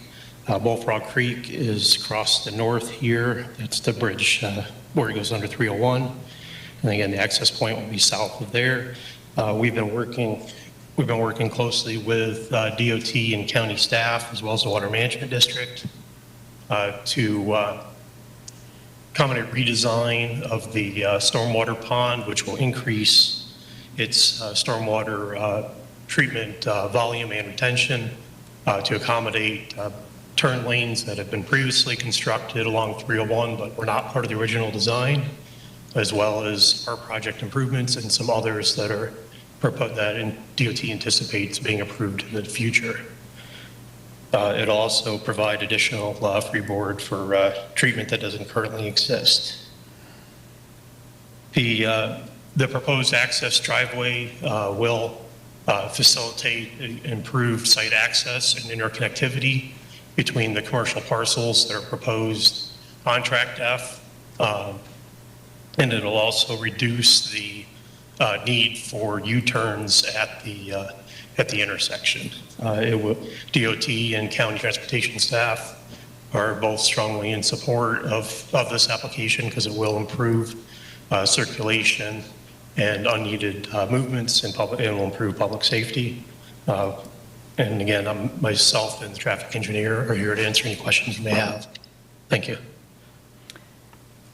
Thank you. This is a public hearing. Do we have any proponents in the room?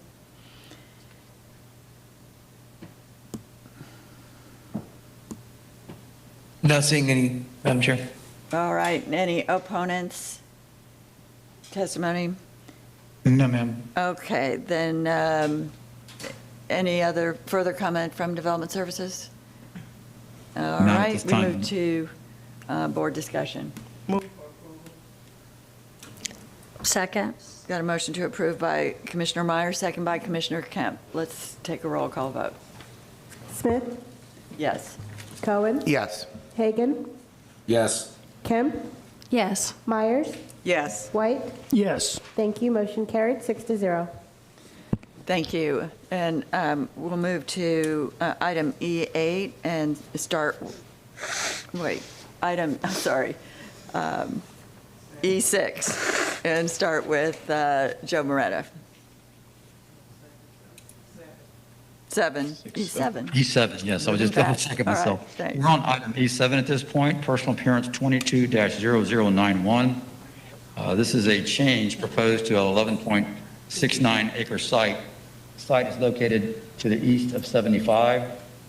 More specifically, site fronts Greaves Road. The applicant is proposing an access point change to allow access to Greaves Road to the north. It's a transportation network change. That's the only thing that's proposed in this change. Our transportation review staff has reviewed this, and they are recommending approval with conditions, and we are available if you have any questions. Thank you. Thank you, Mr. Moreta. I see no questions at this time. So at this point, I'll go to the applicant presentation. They'll have up to 15 minutes. Thank you, Commissioners. Good morning. This is Clayton Bricklemeyer, 4427 West Kennedy Boulevard. Joe actually made basically my entire presentation. We're asking for a secondary access point along Graves Road. Happy with the changes in the conditions that staff has added and available for questions. Thanks. Thank you. I see no questions at this time. Do we have any proponents that wish to speak? One person has come to the dais.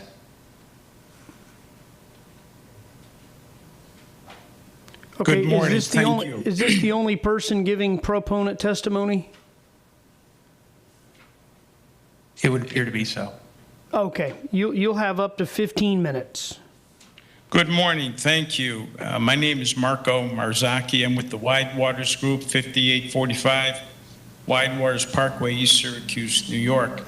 While I'm here generally speaking in favor of this project, the same cannot be said of the proposed approval condition of 195 units. It's probably worth noting at this point that the proposed project is part of a PD that dates back to 1985, which encompassed 21.6 acres. That's 9.9 acres less than what's being proposed today. Wide Waters is under contract with the 3 folios to the west of this project, those being 906, 907, and 911. And while we're working through our proposed plan with our consultant team, and forgive me if this isn't the correct forum to be addressing this, I'm new to this. The concern that we have with the approved condition of 195 units is that 195 count was based on some flexing off of a UMU 20 site, that's portfolio 906, which is part of the Wide Waters property. So we just want to make sure today to express our concern that the density is such that it takes into account that this new project no longer is adjacent to the UMU 20. It's my understanding that the original 195, which is still being proposed as approved today, was based on a flex from the UMU 20. Now it's no longer adjacent to the proposed project. It's part of the Wide Waters contemplated development proposal. So with that, I thank you for your time. Thank you. Do we have any other proponents? I believe that was the only proponent. Do we have any opponent testimony? Not in the hearing room, no, ma'am. Any comments regarding what the citizen had to say or anything else? Commissioners, I'll just note that the 195 units is an approved condition today. Those are improved entitlements on the PD today. The applicant is not asking for any additional entitlements. The request today is limited to the additional access point. Thank you. So we move to board discussion then. Move for approval. Second. Motion to approve by Commissioner Myers, second by Commissioner Cohen. Commissioner Kemp, you're recognized. I just thought it was interesting that the opponent raised that concern when I hear flex. And as I understand, it was flex approved in the past, and so it's an entitlement that is no longer something that we can act on because it's already approved entitlement, as you explained. That's correct? That's correct, and there is no flex involved in this request today. The flex. Right, today, yes, but correct. Originally, I guess, was created by a flex. Yes, yes. And I appreciate the speaker that came in, but I just wanted to be clear so that they understood that, because when they said that, I had my questions about it, because it was I don't have my numbers written down here, and I wasn't expecting that, but it seemed like it was a large increase in possible units on that in that development. But I guess there's nothing to for us to really look at in terms of that. So with that. Thank you. We've got a motion to approve by Commissioner Myers, second by Commissioner Cohen. Let's take a roll call vote. Smith? Yes. Cohen? Yes. Hagan? Yes.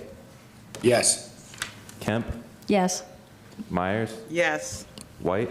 Yes. Motion carried 6-0. Thank you. Mr. Moretta, take us to E8. Commissioners, item E8 will be presented by Brian Grady. Good morning, Mr. Grady. Good morning, Commissioners. Again, for the record, Brian Grady, Hillsborough County Development Services. Petition 21-1361 is a request to amend the development order for the Crosstown Center Development Regional Impact, DRI number 151. The Crosstown Center DRI is a 109-acre mixed-use project located east of US 301, north of Leroy Selman Expressway, and west of Falkenberg Road. It permits a mixture of office, retail, hotel, multifamily, and light industrial. I'm showing the project location on the Elmo. The specific request before you today is specifically to amend the trip equivalency matrix, which provides for land use exchanges between approved uses entitlements based on net external two-way PM peak hour traffic to not exceed 2,431 trips. The use of the matrix is limited to specified minimums and maximum entitlements that can be exchanged to ensure project impacts are not exceeded. The specific retail minimum in the matrix is 50,000 square feet. The applicant is proposing to reduce the retail minimum by 6,000 square feet from 50,000 square feet to 44,000 square feet. Furthermore, the trade-off of the retail entitlements below the current 50,000 square foot minimum will be for only office entitlements. Staff does not object to the proposed modification of the equivalency matrix, as the modification does not increase specific maxims within the equivalency matrix, and the total two-way PM peak hour traffic will not exceed 2,431 trips with the proposed amendment. Therefore, staff recommends approval. Recommends that the board approve the revised development order for the Crosstown Center DRI. Staff is available for any questions. Thank you. Not doing staff presentations. Thank you. That concludes the staff presentation? Correct. Yes, ma'am. All right. Then we'll have the applicant presentation, and the applicant has 15 minutes.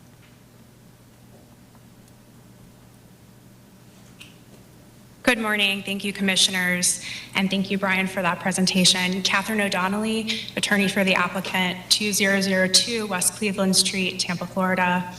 As Brian described to you, we are here making a very minor adjustment to the existing DRI that will provide the ability to trade 6,000 square feet of retail for office entitlements.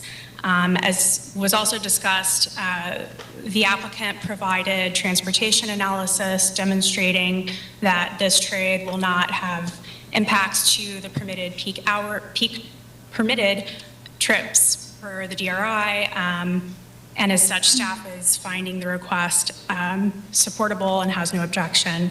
We also sent out over 500 notices and had no concerns or outreach as a result of that notice. Our transportation engineer, George Deacon, is here with me. He also handles the annual reporting for the DRI, so if you have any technical questions, he can certainly help address those. But we are available if you have any questions to discuss with us. Thank you. Thank you. This is a public hearing. Do we have any proponents who wish to testify? No, ma'am, none in the hearing room. Any opponents?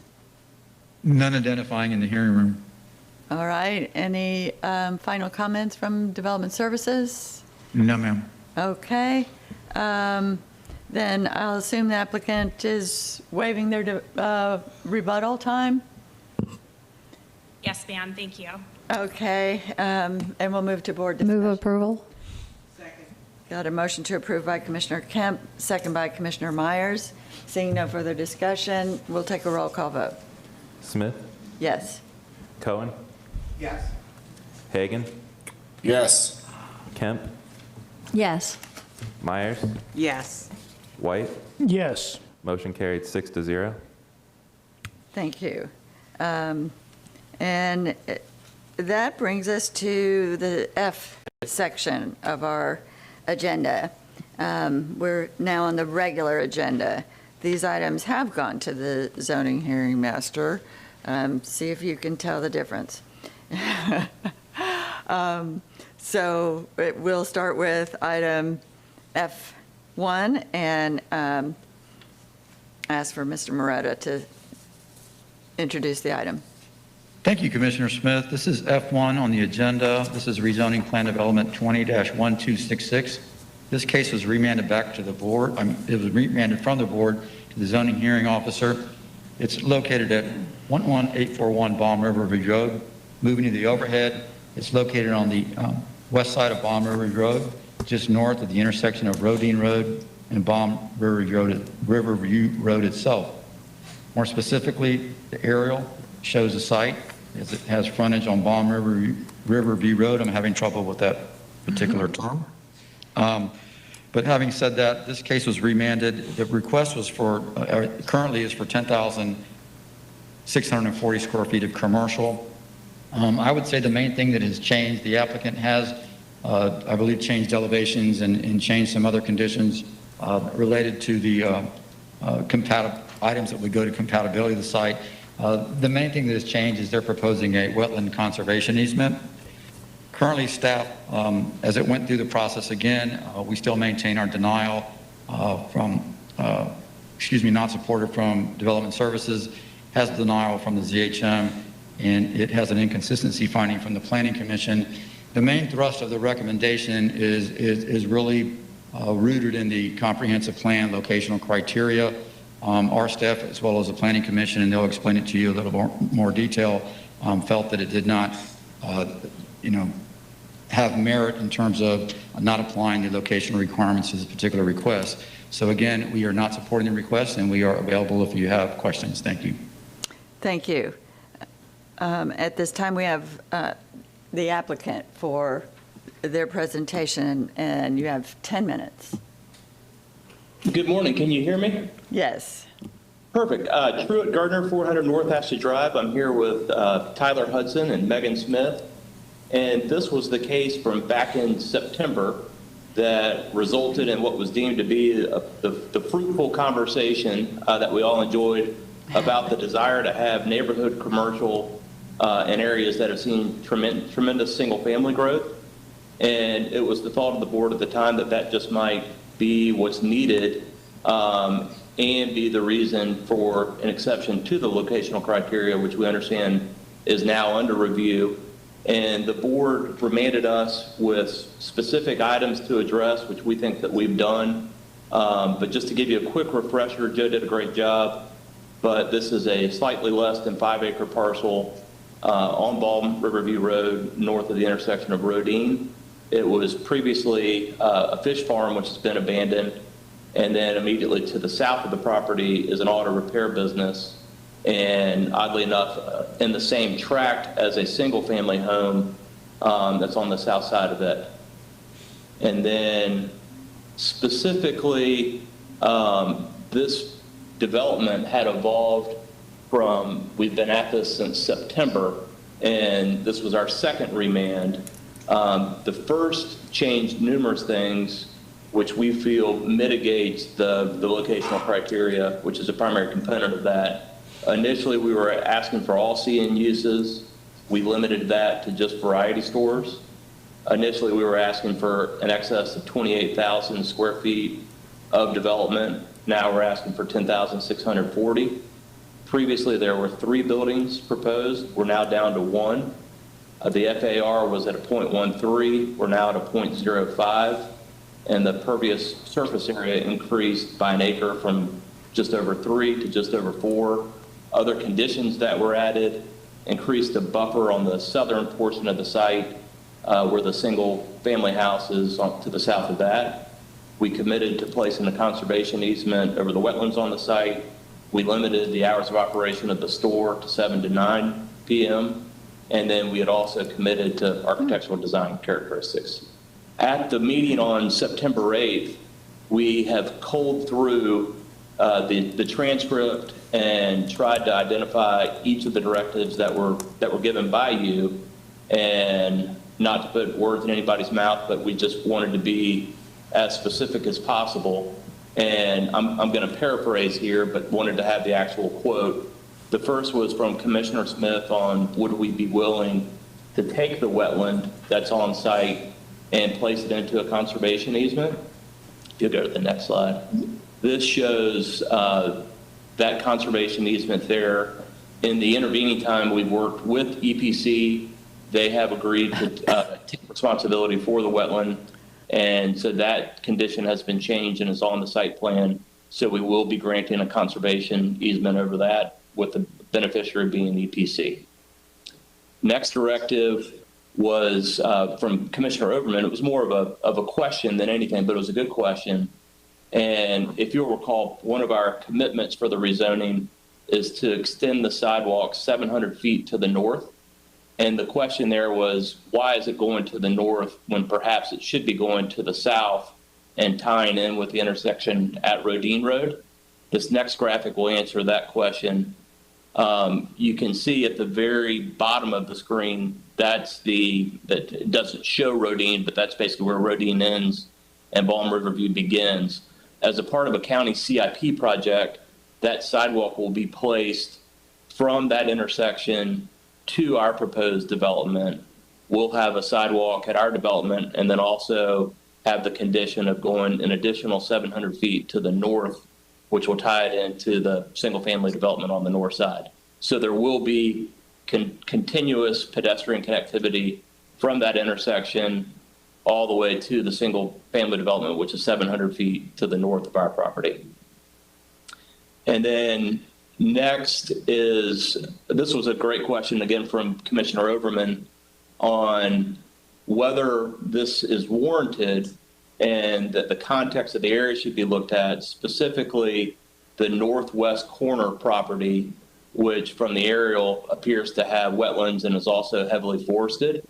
So in the intervening time, we engaged Naylor Consulting to take a look at this. And what Abby Naylor determined was on that site at the northwest corner, and I'll be specific with the numbers here, but one, it had less acreage as far as wetland, but then also it is, let's see. Yes, okay, so approximately 23% of that parcel on the northwest corner is wetland, where we're at only 8%, and it also has double the amount of wetland than our proposed site. And so Ms. Naylor's finding was primarily due to the fish farm, ours is much more disturbed than that site at the northwest.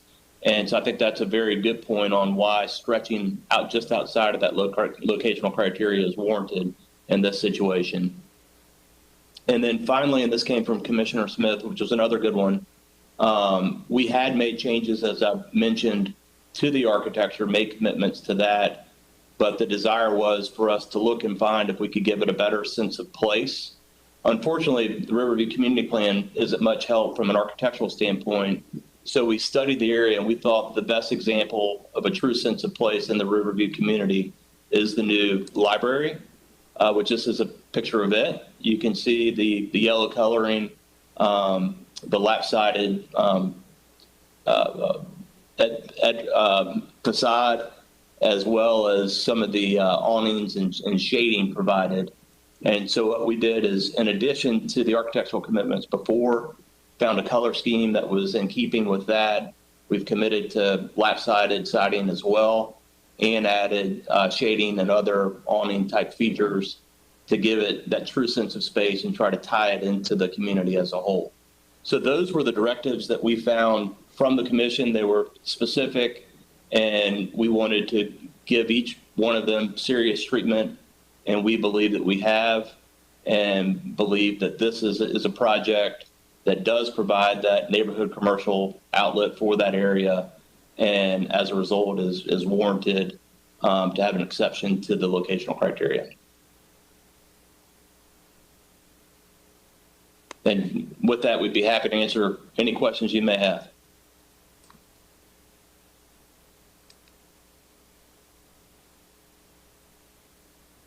This is a public hearing, so I'll open up for proponent or opponent testimony. Do we have any proponents present? No, ma'am. And any opponents? No, ma'am. Okay, and then applicant, do you waive your rebuttal time? Yes, but happy to answer any questions. Okay, Planning Commission staff? Thank you, Melissa Leinhard, Planning Commission staff. The subject property is located in the residential 4 future land use category. The site is in the urban service area and also located within the limits of the Riverview Community Plan and the South Shore Area-Wide Systems Plan. This application has been remanded twice. The first time was in May of this year. The first remand did not identify any comprehensive plan issues or concerns and did not result in a change in Planning Commission staff's recommendation. For the second remand, at their regularly scheduled land use public hearing on September 8th of this year, the Board of County Commissioners remanded the application a second time to the October 18th, 2021 ZHM meeting. The second remand identified comprehensive plan issues that the applicant has attempted to address. Planning Commission staff has re-examined the site, and the following changes do not satisfactorily address staff's compatibility concerns with the existing development pattern and consequently have not resulted in a change to the Planning Commission staff's finding. The subject property does not meet commercial locational criteria. The subject site is located 3 parcels to the northwest of the Balm Riverview Road and Rodine Road intersection. Commercial locational criteria is based on the future land use category of the property and then whether the roadways are shown on the adopted 2040 Highway Cost Affordable Long Range Transportation Plan. Roadways listed in the table as 2 or 4 lane roadways must be shown on this map in order to be considered meeting commercial locational criteria. Per policy 22.2 of the future land use element, 75% of the site needs to be located within 900 feet of the intersection node. The applicant contends that the site met locational criteria, stating the project is located 903 feet from the intersection. This measurement does not take into account the policy direction that dictates how sites should be measured. Per policy 22.2, all measurements should begin at the edge of the road right-of-way, and the site must meet the distance requirement within 75% of the site.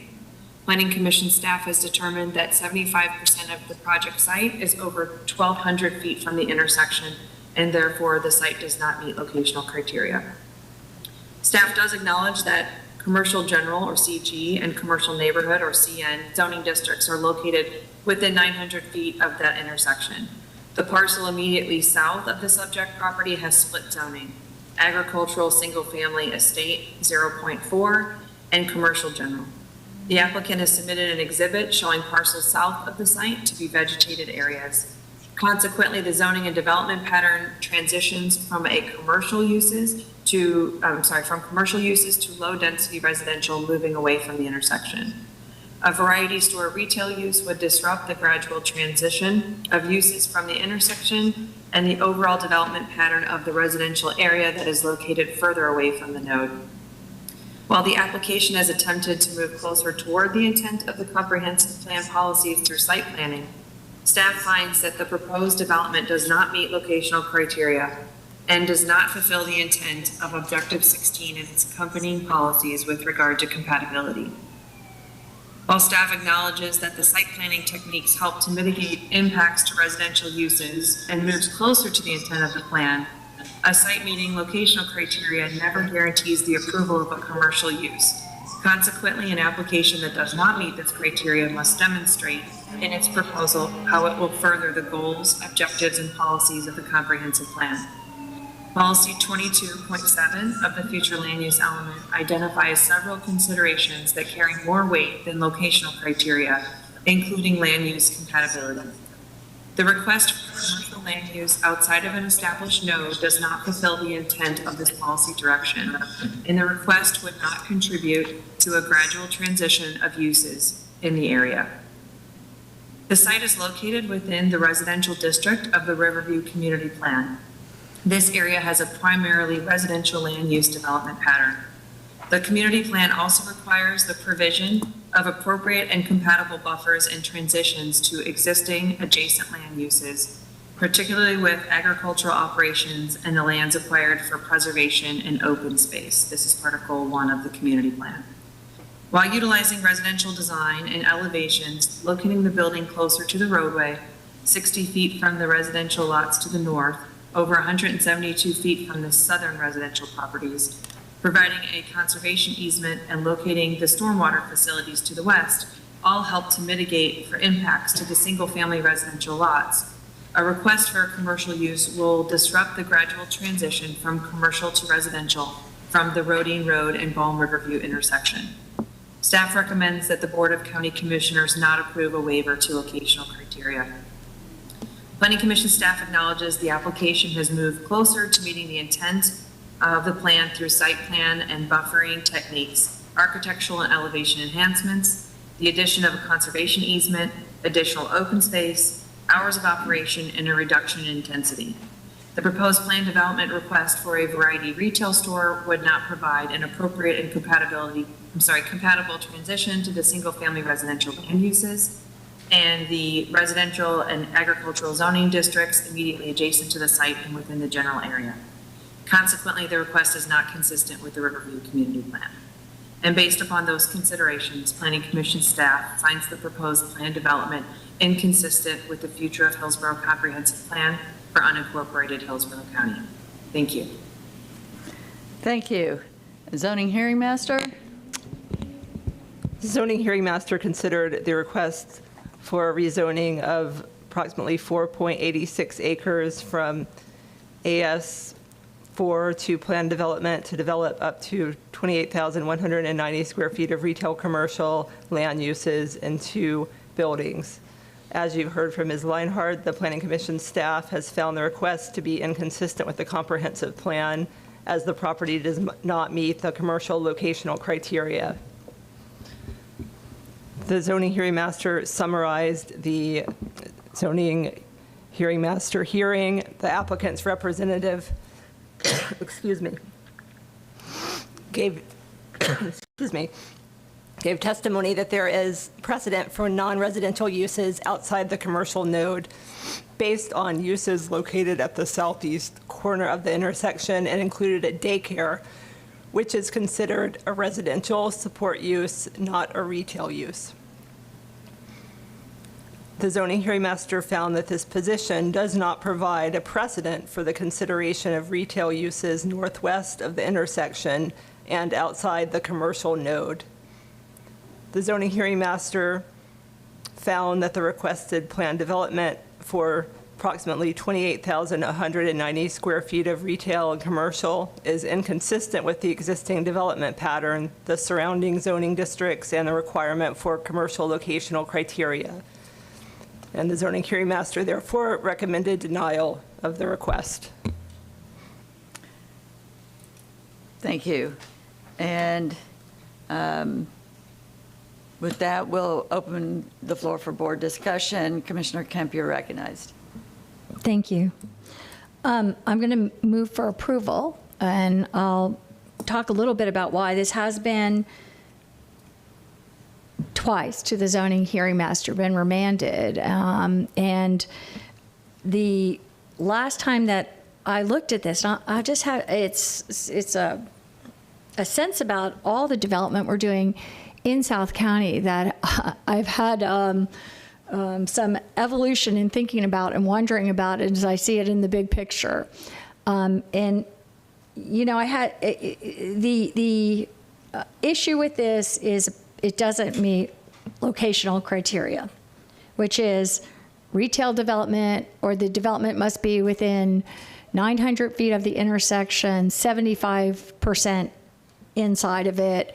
This is not 900 feet, it's 903 feet from the intersection, and that makes it not 75% in.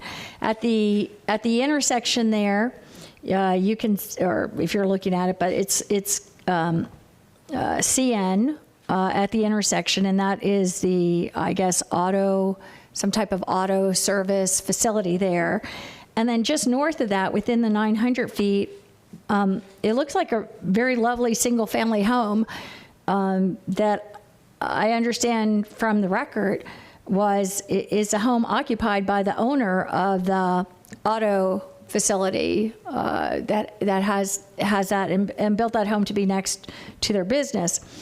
And so there's no opportunity within the 900 feet there to establish any within that node to establish it. And as we know, to the north that was mentioned is a significant wetland impact.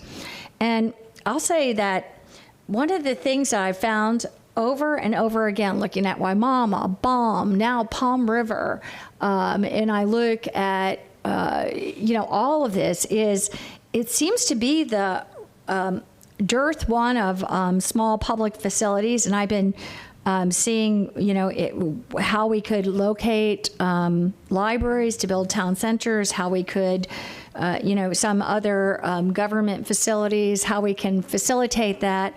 But also there just seems to be a dearth of neighborhood commercial, which is what creates the kinds of things, or it brings in the kinds of things that we're talking about. Placemaking, trip capture, job possibilities, opportunities for small business. And in this case, surprisingly, even with the sidewalk going to the a single-family residential development, it could even add to walkability.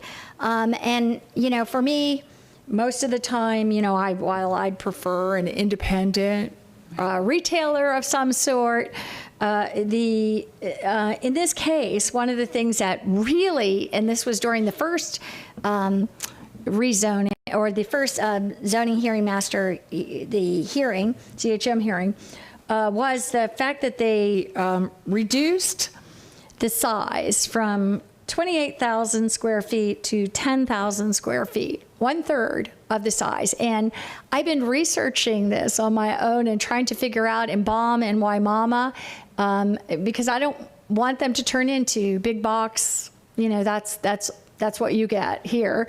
But a sense of some neighborhood commercial and small, I would love it to be small business owners and, opportunities for the kinds of things that so many of us love and find in our communities that are important and make those places. But this is reduced to 10,000 square feet, and that, as in what I've looked at, is a sweet spot for what the square footage maximum that you look at for attracting small business and development. And I'd like to see,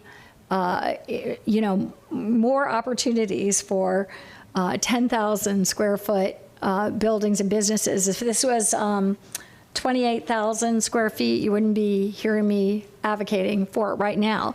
But on top of that, there's been, I was struck by reading the record and seeing that we, as a Hillsborough County, apparently don't really have any kind of design models that they could look at. So they looked at the Riverview Library, which thank you for doing that, because it strikes me that we have a lack here, that we haven't done that.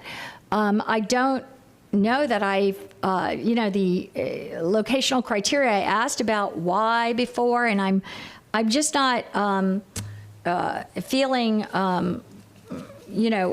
supportive of that anymore, as I've really thought about this and examined the record and thought about, how do we, if we're really lacking this and a developer wants to go on and do a small development that serves neighborhood commercial in a place that we haven't designated, but maybe that's how it grows organically, as it did historically in all, other places. And here it doesn't have any other opportunities for that to happen either. And so we are in, again, a sea of single family development only, with too little else. And so, with that, it's in the urban service area. They've set aside, which I'm very pleased, because, for years I've asked about that, and we got very little movement on committing to conservation easements on behalf of the county, so we wouldn't continually deal with this situation that historically we've been faced with, where developers come back and then, decades later want to develop what was a wetland set aside even, and develop over that, or have some rights to that. So I feel like there has been a lot of give on this, a lot of mitigation done, and in general, I feel like it is a good area to provide this to the community there. So that's why I'm moving approval on this case, despite not the other comments by the Planning Commission and Second. Development Services. Thank you. We have a motion to approve by Commissioner Kemp, second by Commissioner Overman. Commissioner Overman, before I recognize you, I'm just going to point out, I don't know if you were able to hear that they addressed some of your earlier concerns as well as mine in the remand. Okay, she's nodding, she did. I that's what I wanted to say. I didn't just walk in and go, hey, yeah, this sounds like a great idea. I actually was listening. I didn't really want to interrupt the meeting, but I did want to speak to this particular issue, which is why I chose to enter the room. It is true, there are some mitigated circumstances here. And in rural communities, we used to have, the corner farm store or the farmer's market, in our communities that allowed communities to have a way to get something that was close by. Part of many of the concerns that I think we had brought up at the previous meeting have been addressed by the applicant, and that's why I would support this item. Thank you.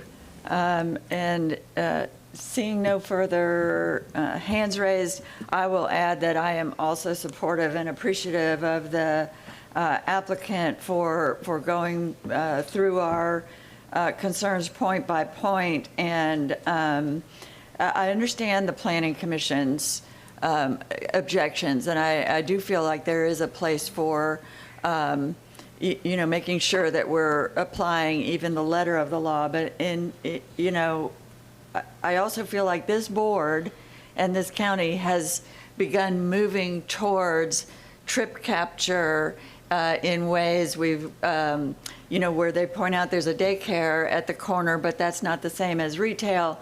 This board has said, no, that is kind of the same trip capture jobs, kinds of things that we're looking for. So I think this is compatible with at least the direction that we're beginning to move. I also will note that the Planning Commission is engaging in a public survey asking the residents of the county how you feel about various kinds of businesses coming into your neighborhood with an eye towards seeing if we want to evolve our standards of locational criteria and which businesses go where, and get away from the idea that you've got residential commuter subdivisions over here and the business over here, and begin trying to spread some sprinkling of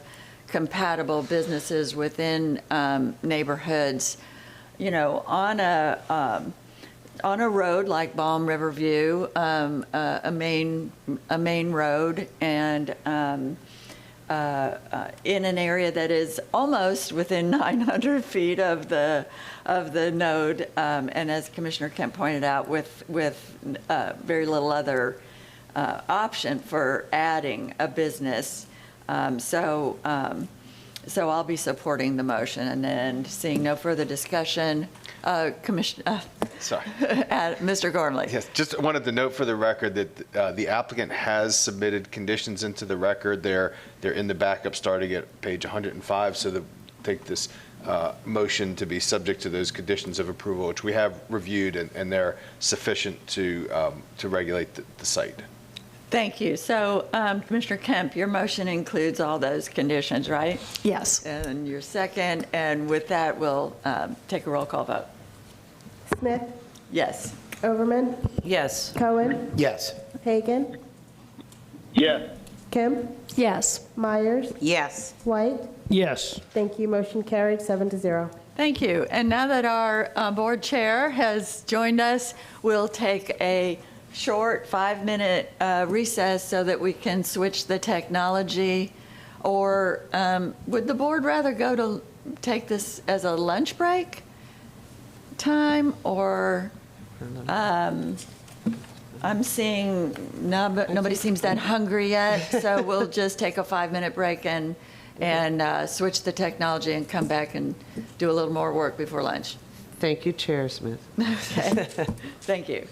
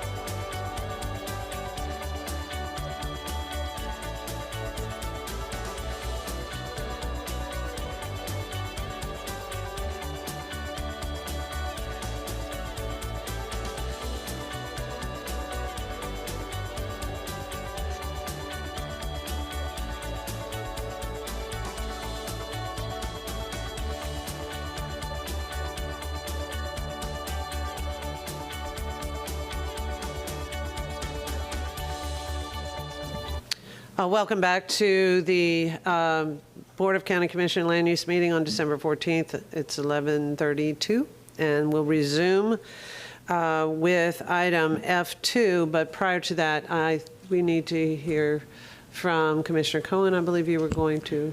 Thank you. Thank you, Madam Chair. I'm going to be filing Form 8B on item F2, indicating that I'm recusing myself from voting on this due to the fact that my father's involved in this project. Excellent. Thank you very much. We're with F2. And with that, I'd like to hear from Mr. Moretta. Yes, ma'am. Thank you very much. Mr. Moretta, you're recognized. Thank you, Commissioner Overland.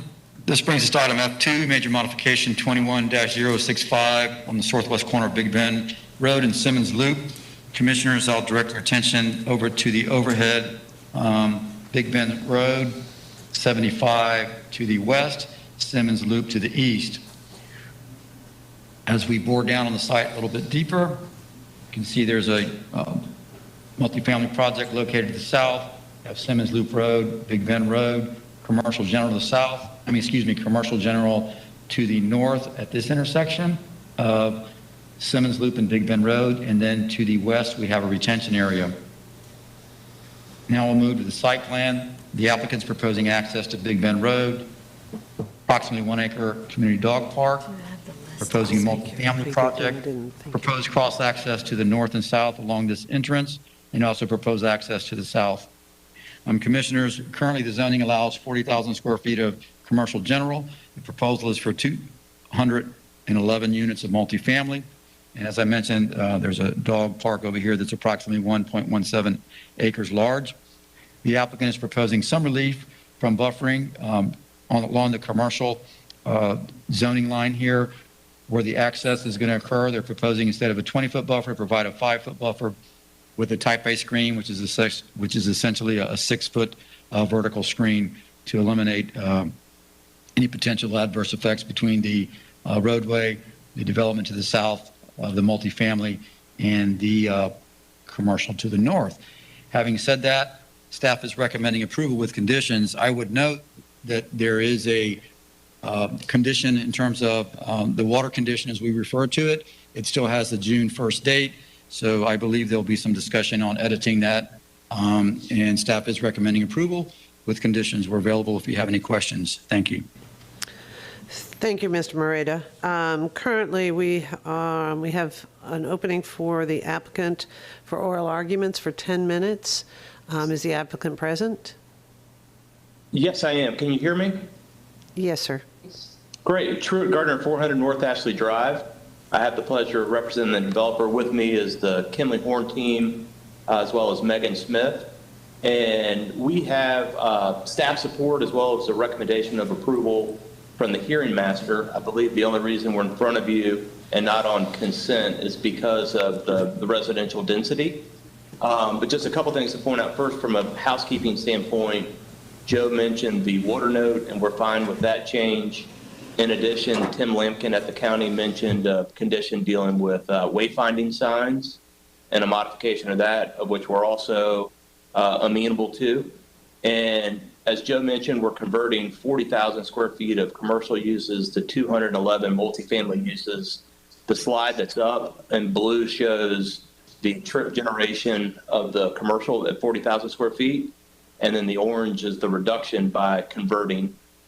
In addition to that reduction, we're hopeful that this development, given its proximity to the retail, the employment centers, and other uses in the area, will be a tremendous complement that'll further capture trips in this area and reduce traffic.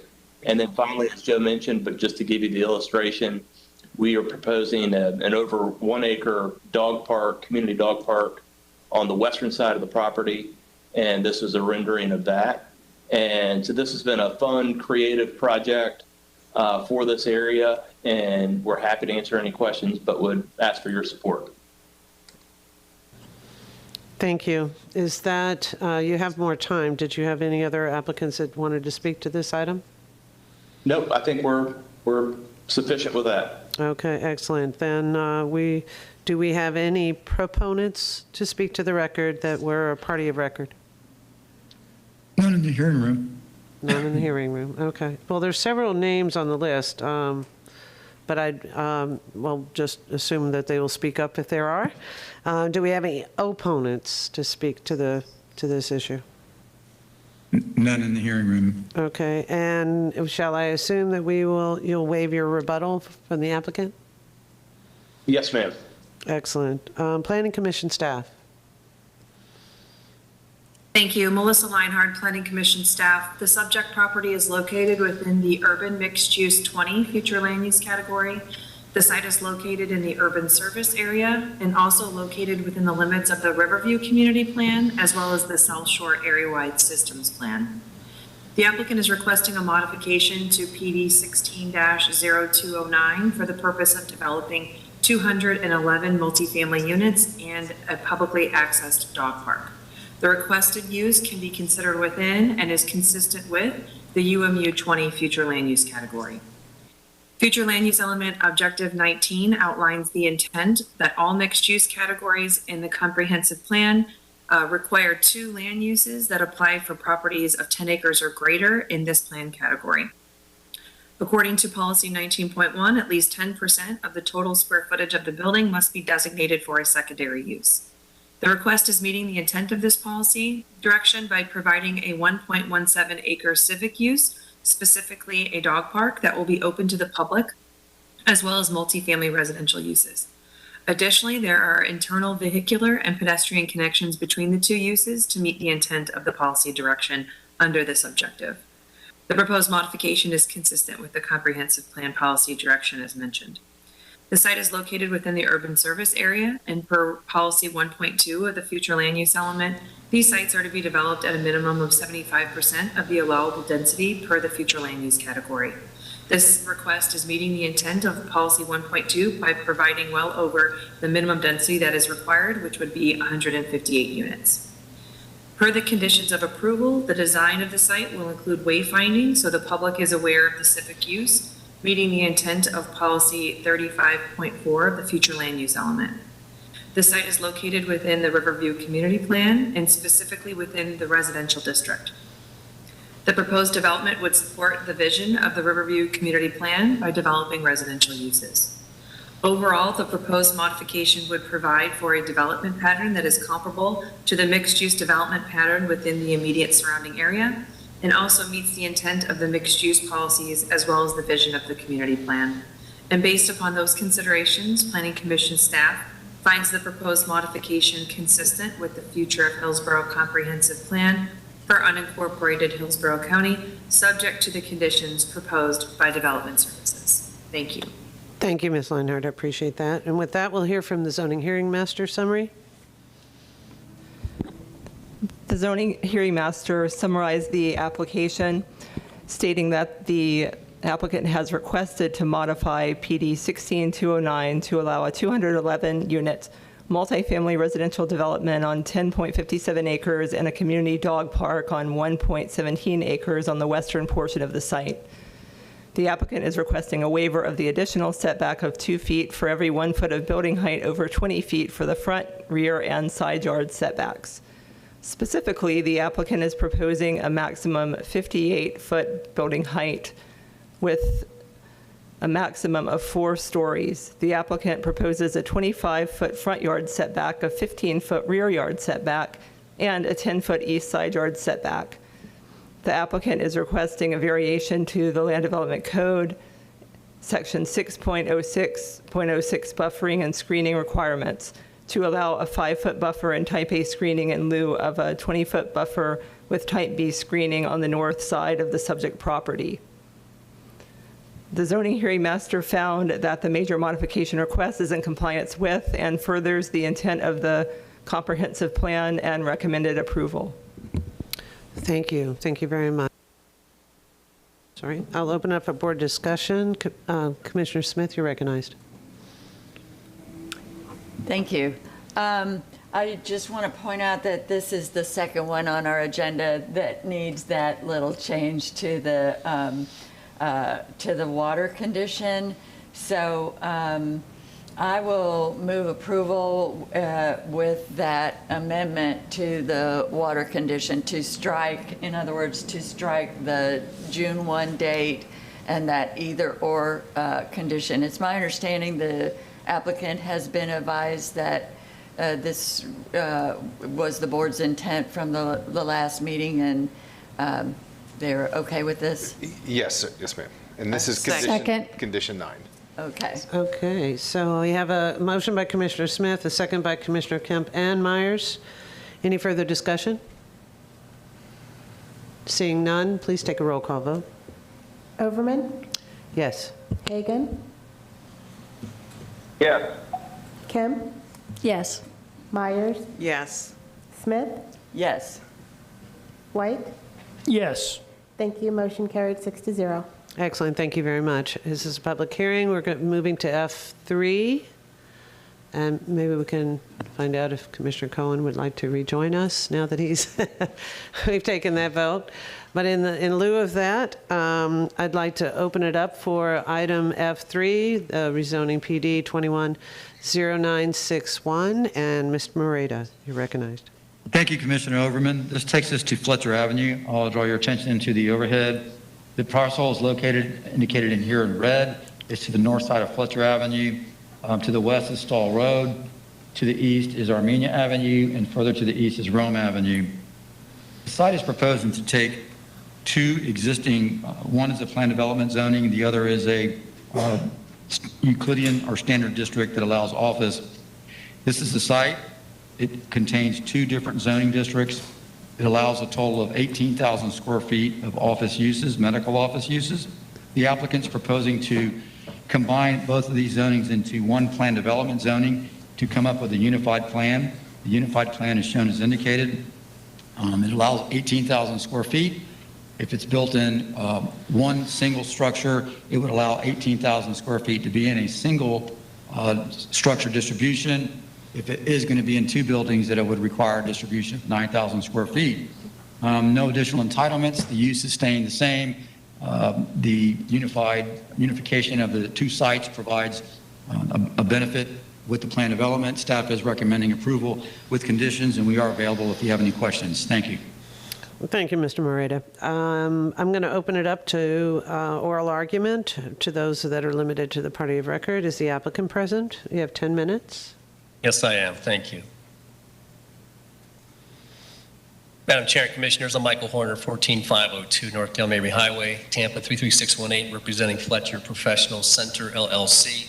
I'll be brief.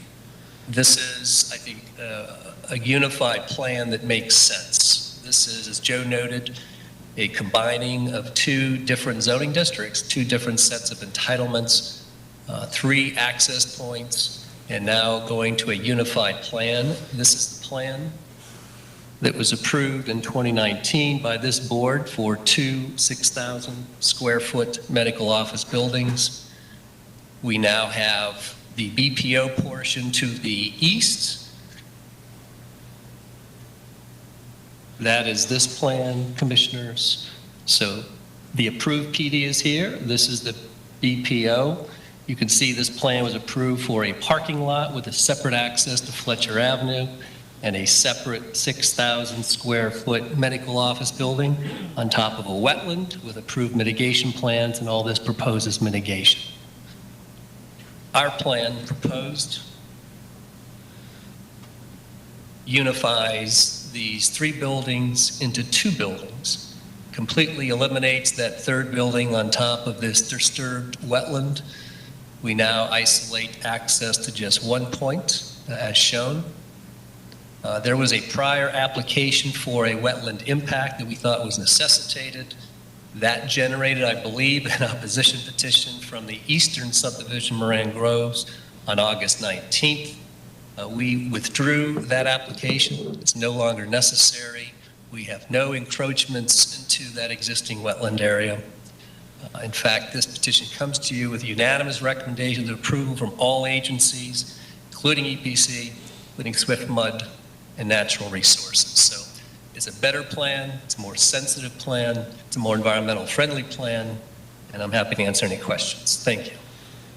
Thank you, sir. And there's still a little less than 8 minutes left. Are there any other applicants that would like to comment to this? I have Stuart Rogers on the list, but I'm not sure he's present to speak. Yes, Stuart is our engineer. I'm happy to have Stuart offer a few comments as well on the environmental impact. Thank you. Hi, Stuart Rogers here, 5471 West Waters Avenue in Tampa. I'm the civil engineer on the project with Collier Engineering and Design. And Mike, I think, summarized it very well.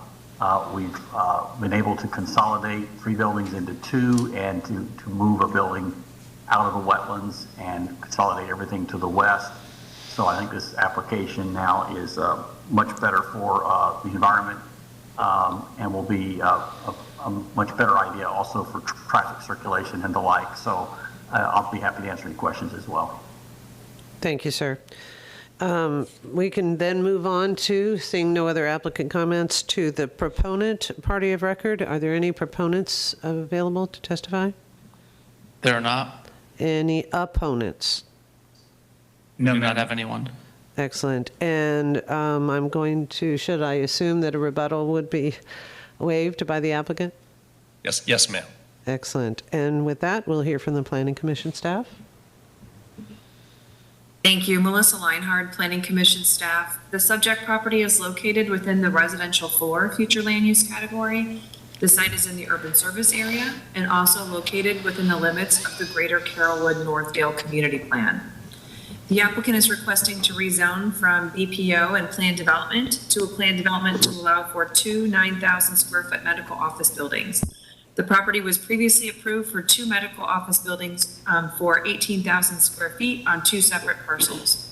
The Tampa Bay Community Church property to the east will remain as is, and the applicant has agreed to honor the church gating condition as approved under PD 19-1037. The proposed development will have access to Fletcher Avenue and will continue to allow access north to the existing church from Moran Road. No medical office traffic is permitted to access Moran. At least 75% of the site is not within 900 feet of a qualifying intersection, and therefore the site does not meet locational criteria. As such, the applicant has submitted a waiver request. According to the waiver, the proposed development of a professional medical building is similar to current approvals, and no retail or commercial uses are proposed. No entitlements beyond the 18,000 square feet previously approved are requested, with no increase in FAR, floor area ratio. The waiver also states that the proposed development will continue to incorporate only 1-story medical office buildings with architectural standards with pitched roof, with architectural standards and pitched roof elevations. In addition, the waiver states that the number of buildings will be reduced from 3 to 2, and there will be no buildings proposed on the eastern parcel due to existing wetlands.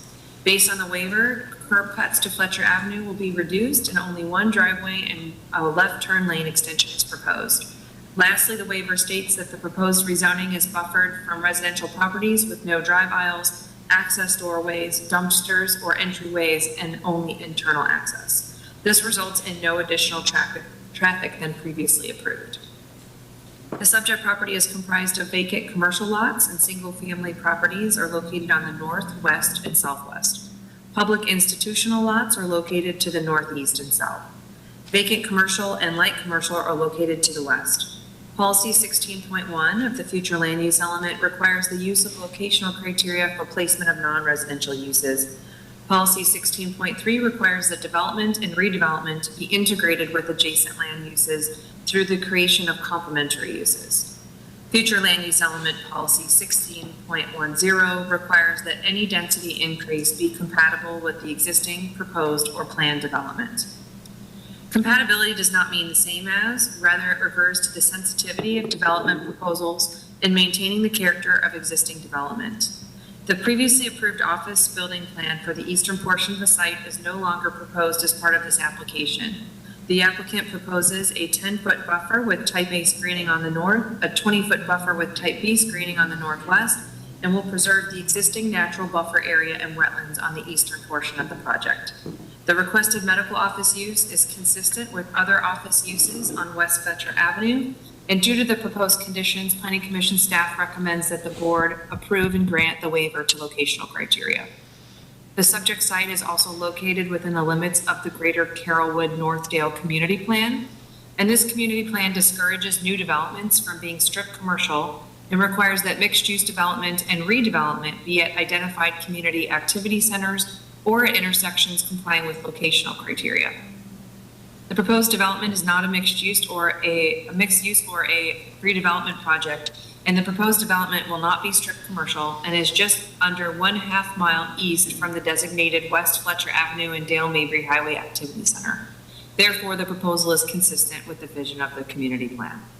And based upon those considerations, Planning Commission staff finds the proposed plan development consistent with the future of Hillsborough Comprehensive Plan for unincorporated Hillsborough County, subject to the conditions proposed by the Development Services Department. Thank you. Excellent. Thank you, Ms. Leinhardt. And the summary from the zoning hearing master, please. The zoning hearing master summarized the zoning hearing master hearing and application, stating that the applicant requested a rezoning that will combine the two parcels into a single plan development to allow medical office uses, including two 9,000 square foot buildings, both of which will be situated towards the western portion of the property. The applicant requests PD variations to the landscaping and buffering section of the Land Development Code, and a variation was approved in PD 19-1037 along the western and northwestern PD boundaries relating to landscaping and buffering. The subject property does not meet commercial locational criteria, and the applicant has requested a waiver.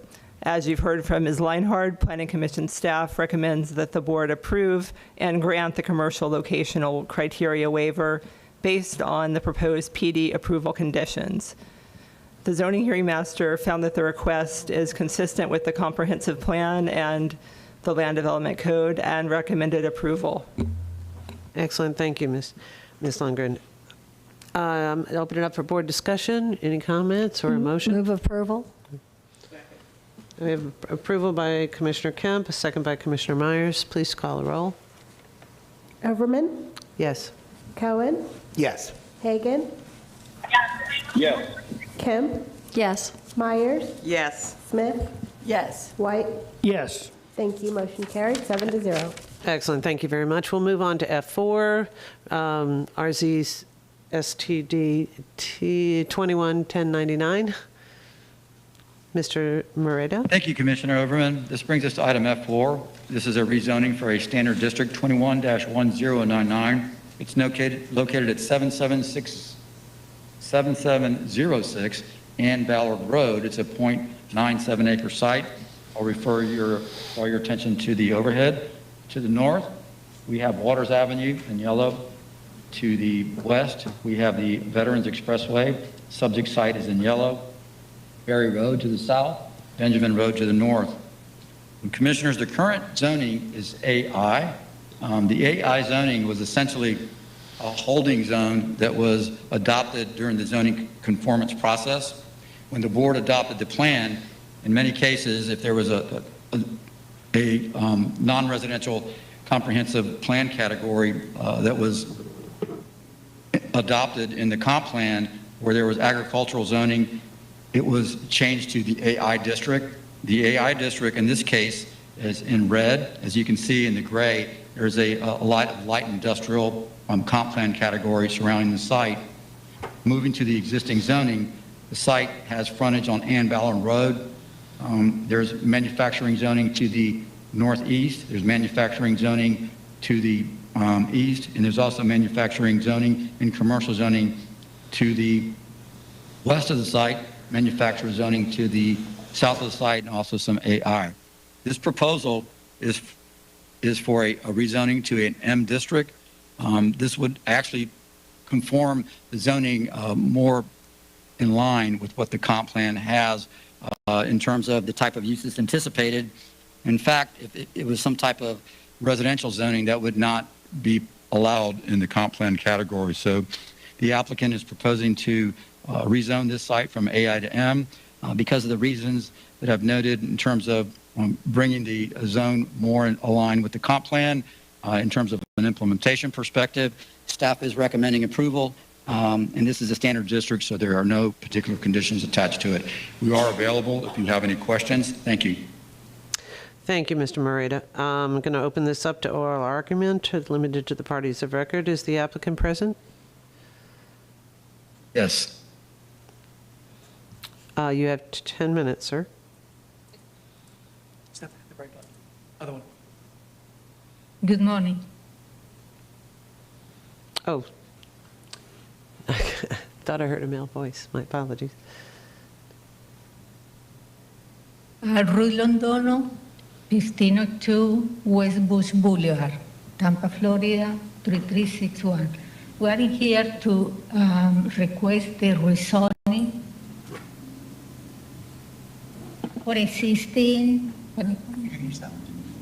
for the existing AI zoning district to manufacturing.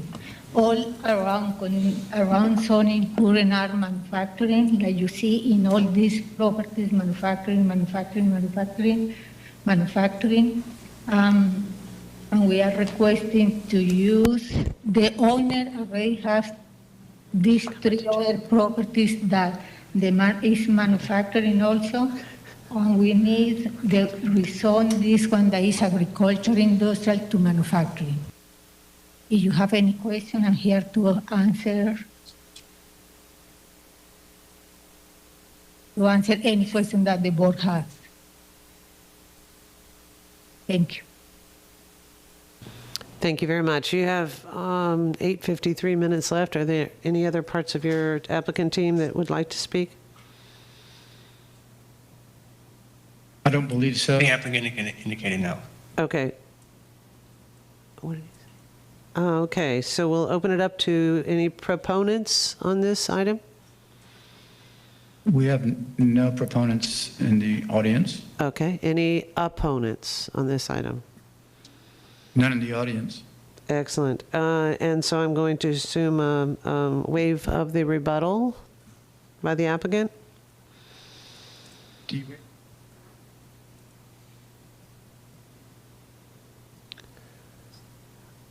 Yes, they indicated. Hearing no objection, I'll move on to the Planning Commission staff. Thank you. Melissa Leinhard, Planning Commission staff. The subject property is located in the light industrial future land use category. The site is in the urban service area and also located within the limits of the Town and Country Community Plan. The applicant is requesting to rezone the subject site from agricultural industrial to manufacturing to allow the storage of materials and truck parking. The proposed use is consistent with the light industrial future land use category. The proposed rezoning also meets the intent of the neighborhood compatibility policies as outlined under Objective 16 and Policy 16.3 of the future land use element. The subject site is located in an area where existing uses are intense in nature and the existing development pattern consists predominantly of manufacturing zone parcels. The proposed rezoning meets the intent of Objective 26 and its accompanying Policy 26.5, which promotes industrial uses to further the economic development of Hillsborough County. Policy 26.5 limits non-residential or non-industrial uses within industrial land use categories. Manufacturing is a permitted use within the light industrial future land use category and is therefore consistent with the development expected in this category. Goal 12, Objective 12-1 and Policy 12-1.4 of the community design component of the future land use element provides policy guidance on new development, recognizing the existing character of the area and maintaining compatibility with it. In this case, the rezoning request would add additional industrial uses to an area that is predominantly industrial, which is compatible with the existing character of the area. The subject site is located within the limits of the Town and Country Community Plan, and there are no policies within this community plan that are applicable to this request. Overall, Planning Commission staff finds that the proposed rezoning from AI to M is consistent with the comprehensive plan and will provide for development that is compatible with the surrounding area. Based upon those considerations, Planning Commission staff finds the proposed rezoning consistent with the future of Hillsborough Comprehensive Plan for unincorporated Hillsborough County. Thank you. Thank you, Ms. Leinhard. I appreciate that. And the summary from the zoning hearing master? The zoning hearing master summarized the request and the hearing, stating that the property is approximately 0.97 acres, located on Ann Ballard Road on the north side of Ann Ballard, west of Benjamin Road. Subject property is currently zoned agricultural industrial, designated light industrial on the comprehensive plan's future land use map within the urban service area and the town and country community plan area. The zoning hearing master found that the property is surrounded by commercial, industrial, office, and neighborhood commercial uses. Properties adjacent to the subject property to the north, south, and east are zoned manufacturing, and to the west are zoned planned development 8918. The subject property is surrounded by properties designated light industrial on the future land use map. The applicant's request is for rezoning to manufacturing. Following the hearing, the zoning hearing master found that the proposed rezoning is compatible with surrounding land uses and consistent with the comprehensive plan and the land development code, and the zoning hearing master therefore recommended approval. Thank you very much. Board discussion? Move approval. Second. I have a motion by Commissioner Kemp, a second by Commissioner Cohen. Please take a roll call. Chair Overman, Yes. Cohen, Yes. Hagan, Yes. Kemp, Yes. Myers, Yes. Smith, Yes. White. Yes. Thank you. Motion carried, 7-0. Thank you very much. That takes us to item 5, rezoning standard 21-1220. Mr. Moreta, you're recognized. Thank you, Commissioner Overman. This takes us to 6910 Causeway Boulevard. I'll draw your attention to the overlay. Causeway Boulevard is the frontage of the site, 70th Street. It also has frontage on to the east, and Maydale Drive is located a little bit off this frame to the west. And Commissioners, this is a request from Neighborhood Commercial to CR with a restriction. The applicant's proposing a restriction that the zoning only allow one use, which is open storage of operable vehicles. When we reviewed the site, we noted that across the street there is existing CI zoning. To the north, there's also CI zoning, which allows similar type use to the east. Staff did find that we could support the request with the restriction as proposed by the applicant. I would note that the ZHM did recommend or make a finding of denial. The Planning Commission has also found it inconsistent with the plan related to the Greater Palm River, and they will speak to that in their portion of the presentation. We are available if you have any questions, and that concludes our presentation. Thank you. Excellent. Thank you very much. Is the applicant present? You have 10 minutes. Yes, Madam Chairman. Todd Pressman. We're having difficulty hearing you, sir. Yes, good morning, Madam Chairman. Todd Pressman, 200 2nd Avenue South, number 451 in St. Petersburg, Florida. I have a PowerPoint for you. Go ahead, please. Thank you. This is RZ 21-1220. Next slide, please. It is located on the east side of the city of Tampa on Causeway Boulevard. Next slide, please. This is the property as the property appraiser has it. Next slide, please. Commissioners, the use that's proposed is a truck parking lot or yard. The business is very simple. It's to provide a legal truck parking lot at this vicinity. Most of the customers are one truck owners. They're looking for an alternative need for legal parking spaces for their trucks. A lot of it is getting these trucks out of neighboring neighborhoods, which their code enforcement follows up on or fines or have been existing. Some seek secure parking lot to park the truck to keep it safe. There's also some trucking companies and third-party contractors. Next slide, please. The issue is rezoning from CN to CIR. We have placed a lot of restriction on this to make sure that it's compatible, which would include only open storage of operable vehicles. That's the only use. There would be opaque fencing around the vehicle area, which is required. We would increase the buffering and landscaping with a hedgerow 3 feet, shade trees every 20 feet on center. That's increased because it is on a scenic corridor like all the other uses. And it is on 3.66 acres more or less. Next slide. We did add one more restriction in working with the staff, which is no mechanical work of any kind. Next slide, please. Commissioners, the great direction here is the intensity of uses along this arterial roadway, which have been flourishing and there for a long time and been at the result of approval by the County Commission. Next slide, please. So just a few pictures to let you give you an idea what's in the immediate vicinity. Next slide, please. And next slide, please. And next slide, please. And next slide, please. That's a truck use. So you can see the intensity on the future land use map, which is OC20 along the arterial roadway. The site is in purple below, or outlined in purple. Next slide, please. The parcels are zoned a great majority CI and CG. You can see just from the colored map that the arterial roadway is primarily CI and CG uses all around the site. Next slide, please. And the arterial roadway itself, Causeway, carries 18,900 vehicles per day per the 2017 count. Next slide, please.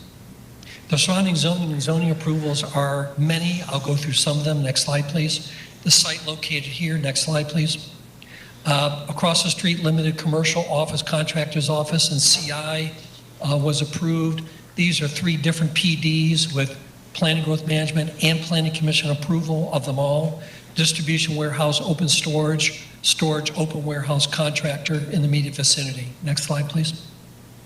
Additionally, immediately to the east, Zone CI 10-0083 for open storage and operable vehicles. Development Services Planning Commission supported it. They found it consistent and comparable and compatible to the area, along with the Palm River Community Plan. Next slide, please. Then to the west, also approved Zone CI 14-0465 for semi-trailers in the shipping industry. Development Services Planning Commission supported it along with the Greater Palm River Community Plan. Both agencies found it comparable and compatible. Next slide, please. And again, another one to the east, CI for cranes and other uses restricted, compatible and consistent per both planning agencies. Next slide, please. And 160640, rezoning to CIR. Again, proposed zoning, Planning Commission found that it is comparable and consistent with the development pattern along Causeway Boulevard. Next slide, please. PGM recommendation reads to you that given the pattern of CI districts with having some having use restrictions that permit limited level open storage, the proposed CIR district with limitation of open storage to only operable vehicles is consistent with this approved zoning pattern. That's from the PGM report today before you. Next slide, please. Compatibility, elements of height, scale, mass, bulk of structures. Compatibility does not mean the same as, rather refers to sensitivity of development of proposals. With that, that concludes the PowerPoint, and I would like to note to you in regard to the zoning hearing map report, I pretend to you that actually it provides very little to go on for you. It's pretty much a subjective report, but ignores the vast and long history of similar and more intensive uses that are budding and flourishing in the area for a long period of time. We've had zero opposition from the public on this request. It is located in the urban service area. And as I've indicated, we are providing much more landscaping to shield the site than the other uses. We are also added significant restrictions that I've reviewed with you. Obviously, use is very low infrastructure, if any at all. And under the Greater Palm River Community Plan, we meet Strategy 7A, which calls for causeway landscaping, and item IT, which recognizes the arterial roadway and redevelopment on that roadway. So with that, Commissioners, with the history of the site, with the support of PGM, and the intensity we've shown you, we appreciate your consideration and ask for your support. Thank you. Thank you, Mr. President. I'm going to open it up for proponent testimony of 10 minutes, if there's anyone present. No one present. Is there any opponents present? No, ma'am. None identifying themselves. Excellent. And Mr. Pressman, would you like to waive your right to a rebuttal? Yes, Madam Chair. Excellent. May we hear from the Planning Commission staff, please? Yes, ma'am. Thank you. Melissa Leinhard, Planning Commission staff. The subject property is located within the Office Commercial 20 future land use category. The site is in the urban service area and located within the limits of the Greater Palm River Community Plan. While the OC 20 future land use category is one of the more intensive future land use categories in the comprehensive plan, the uses must demonstrate compatibility per future land use element policy 1.4, which states that compatibility is defined as the characteristics of different uses or activities or design, which will allow them to be located near or adjacent to each other in harmony. Some elements affecting compatibility include the following: height, scale, mass, and bulk of structures, pedestrian or vehicular traffic, circulation, access and parking impacts, landscaping, lighting, noise, odor, and architecture. Placing a CI use such as open storage adjacent to single-family residential does not demonstrate compatibility or a harmony of uses. Future land use element objective 16 and its accompanying policies require the protection of established neighborhoods and that proposed development be compatible with the development pattern of the surrounding area. The applicant has proposed restricting the CI uses similar to the restrictions on the CI site located to the east. The restrictions would limit the open storage of operable vehicles only. The applicant has also proposed a 6-foot opaque fence around the vehicle parking area. The applicant is providing a hedgerow at 3 feet high when planted, and then shade trees planted 20 feet on center along the front of the property. According to policy 16.10, compatibility does not mean the same as, rather it refers to the sensitivity of development proposals and maintaining the character of existing development. The subject site is located directly north of single-family residential uses, and an intense use such as open storage presents a compatibility concern, as it does not demonstrate a gradual transition of uses as directed by policy 16.2 of the future land use element. Objective 18 and policy 18.1 of the future land use element recognize the importance of the adopted community plans in guiding the growth and land use vision for specified areas of unincorporated Hillsborough County. In this case, the subject site is located within the limits of the Greater Palm River Community Plan, which discourages commercial intensive uses east of Maydell Drive along Causeway Boulevard. The proposed use, while being restricted, remains a commercial intensive or CI use. Although the applicant has proposed restrictions similar to the existing CI restricted site to the east, which is zoning 10-0083, it is difficult to base a current consistency finding on a rezoning that was approved over 11 years ago. Furthermore, supporting a current proposal as an exception on that basis alone further contributes to a development pattern along Causeway Boulevard that is discouraged within the adopted community plan language. The proposed rezoning is inconsistent with the community plan as it is located east of Maydell Drive along Causeway Boulevard, which is a designated scenic corridor. Strategy 14A.2 under Goal 5 of the Planning and Economic Growth section of the community plan discourages commercial intensive uses east of Maydell Drive. While there is a CIR zoning that I referred to previously to the east of the site across 70th Street that permits the open storage of operable vehicles, the staff report that found this use consistent in 2010 did not make mention of the limitation of the community plan. It is difficult for staff to assess the conditions under which this report was written over 10 years ago, and Planning Commission staff must base their current zoning review on all adopted policy language in the comprehensive plan. The aforementioned community plan discouraging CI uses east of Maydell Drive is clearly written and requires no interpretation. Moreover, a single previous zoning cannot be used as a basis for current consistency findings, especially when Planning Commission has limited support for the open storage component east of Maydell Drive in more recent rezoning review consistency findings. The more recent proposals for open storage east of Maydell Drive that were found consistent were done so because the open storage was to be enclosed in the case of rezoning 16-0640, located at a designated commercial node within the community plan, which is referred to as part of rezoning 17-1240, or consistent only as an interim use as part of rezoning 19-956. To permit an open storage use based on a much earlier rezoning from 2010, despite evidence of more recent rezonings that limit open storage uses east of Maydell, is inconsistent with the implementation of adopted policy direction. Goal 9 and policies 9-1.2 and 3 of the design component in the future land use element encourage the design of commercial uses to complement the existing commercial character of the community, and to limit the expansion of strip commercial.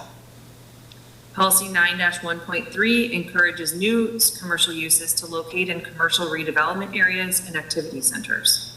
Approving a commercial intensive restricted rezoning on the basis of existing CIR zoning to the east would further encourage a strip pattern of commercial development along Causeway Boulevard. Moreover, the subject site is not within an identified commercial node or redevelopment area within the adopted community plan. As such, it also does not meet the intent of Goal 17 of the design component, which encourages a commercial character that enhances the county's ambiance. Placing CI uses where they are discouraged by a community plan does not further the commercial character of the area and only serves to undermine the vision of the community plan.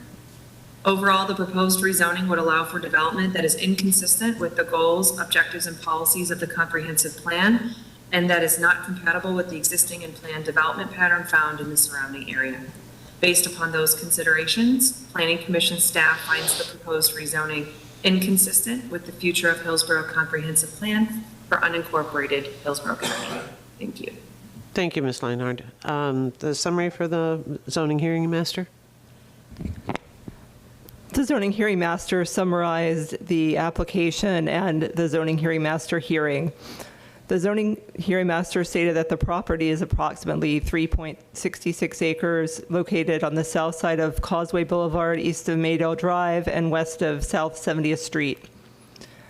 The property is currently zoned commercial neighborhood and is designated Office Commercial 20 on the comprehensive plan's future land use map. The property is within the urban service area and the boundaries of the Greater Palm River Community Plan.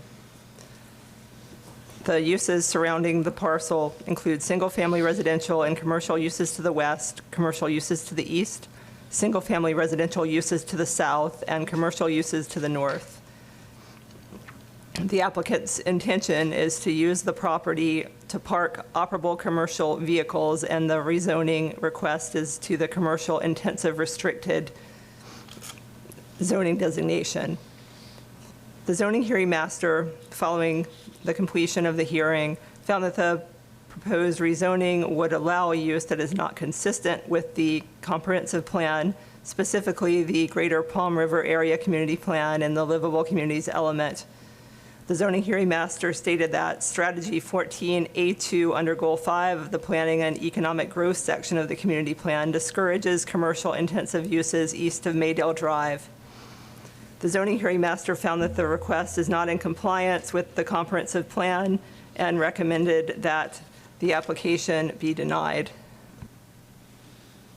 Thank you. Okay, we'll open it up for board discussion, and Commissioner Kemp, you're recognized. Thank you. I'll move denial, and I'll just say, and this really relates to what I saw this morning on Lithia Pinecrest, what I saw on Balm River View, and what I pointed out at last week's Thursday night's hearing were two properties in Palm River that I think kind of, for me, highlights this same issue I'm having over and over again in these communities. And I feel like neighborhood commercial is an endangered species, which we've eliminated their habitat in Hillsborough County and not given them any opportunity to thrive. And not only that, the Palm River Community Plan designates this place that is to the east of Maydale Drive as what they wanted to see as kind of their commercial town center from anything I can tell. And there's all kinds of open storage and warehouse opportunities to the west.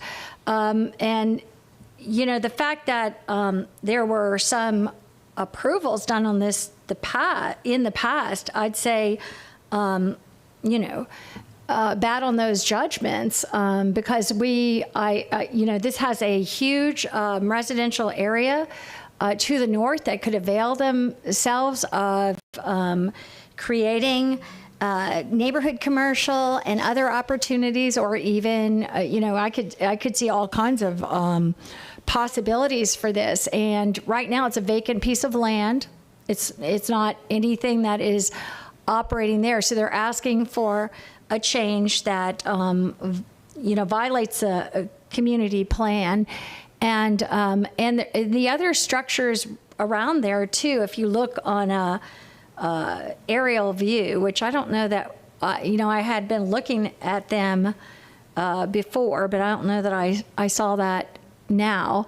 But it looks like very sparse development on the ground, even with these named rezonings and uses at this time, so that there is opportunity for it to evolve in the future to be a better place for Palm River. And I certainly don't want to see us having Palm River take our kind of open storage warehouse and things that other communities wouldn't accept in every single main arterial and putting that in Palm River. So I thank the Planning Commission. I think that Ms. Leinhart did a good job of kind of outlining, although we didn't have the overheads to look at and match up, but an outlining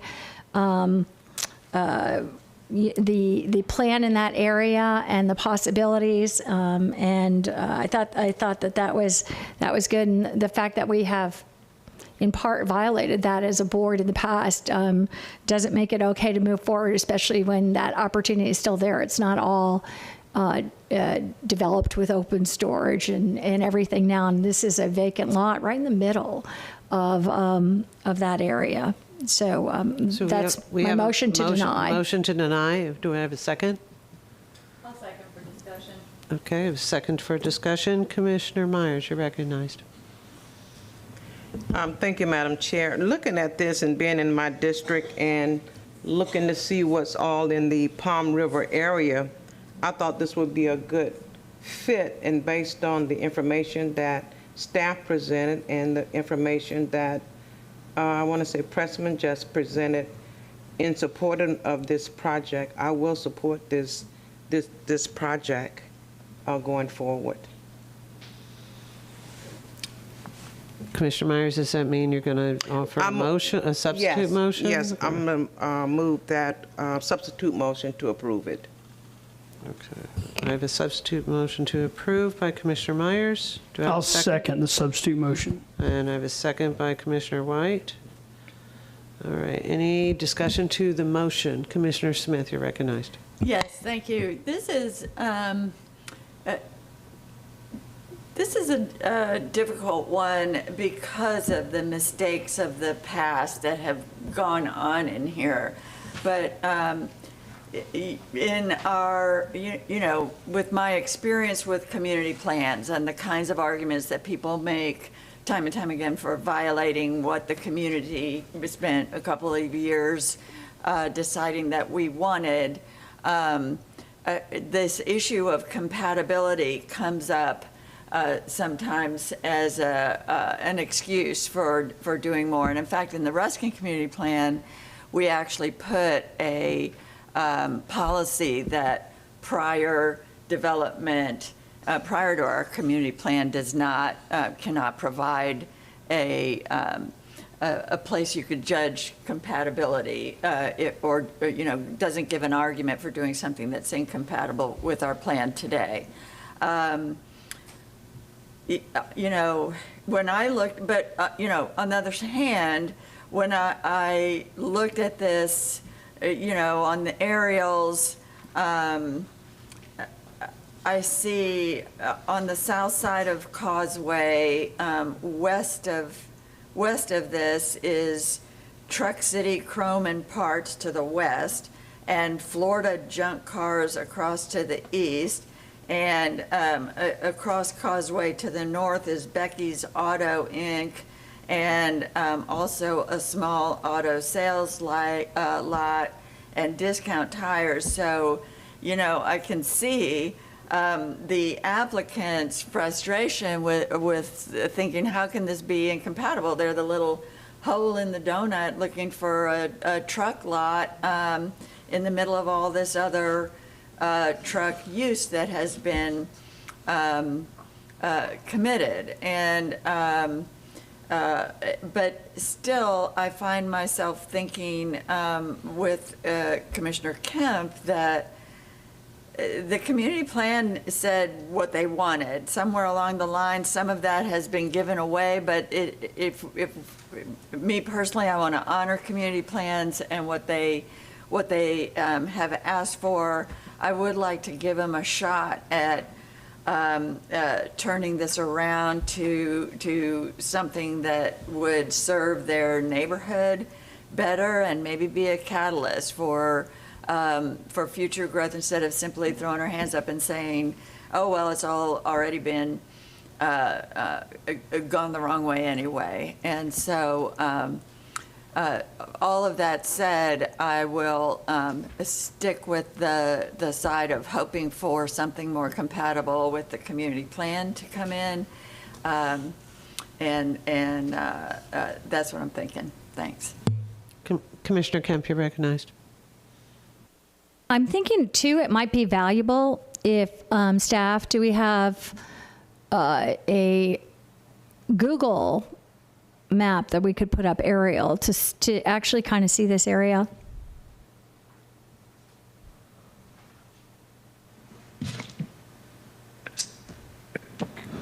I know I saw one the other night, last Thursday night. We can try to pull something up on. I believe the county attorney would also need to speak to that in terms of any type of new data into the record. So it's a finer version of the vicinity map. There is a vicinity map in the staff report in the record, and I think that could provide a good overview of the aerial.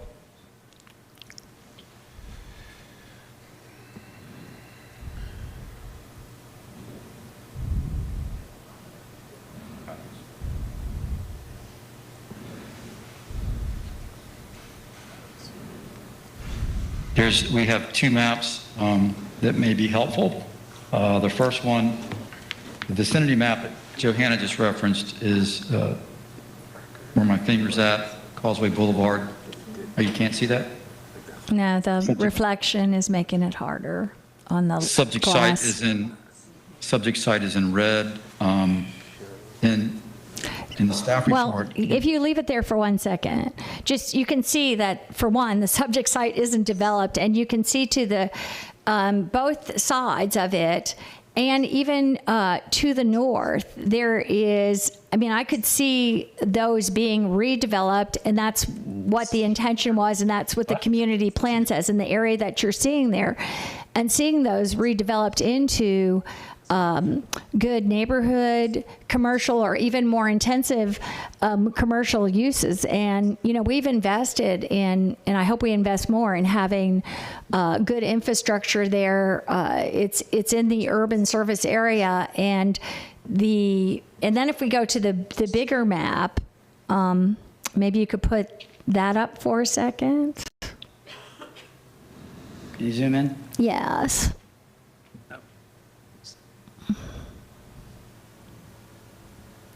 Great. So you can see Maydell.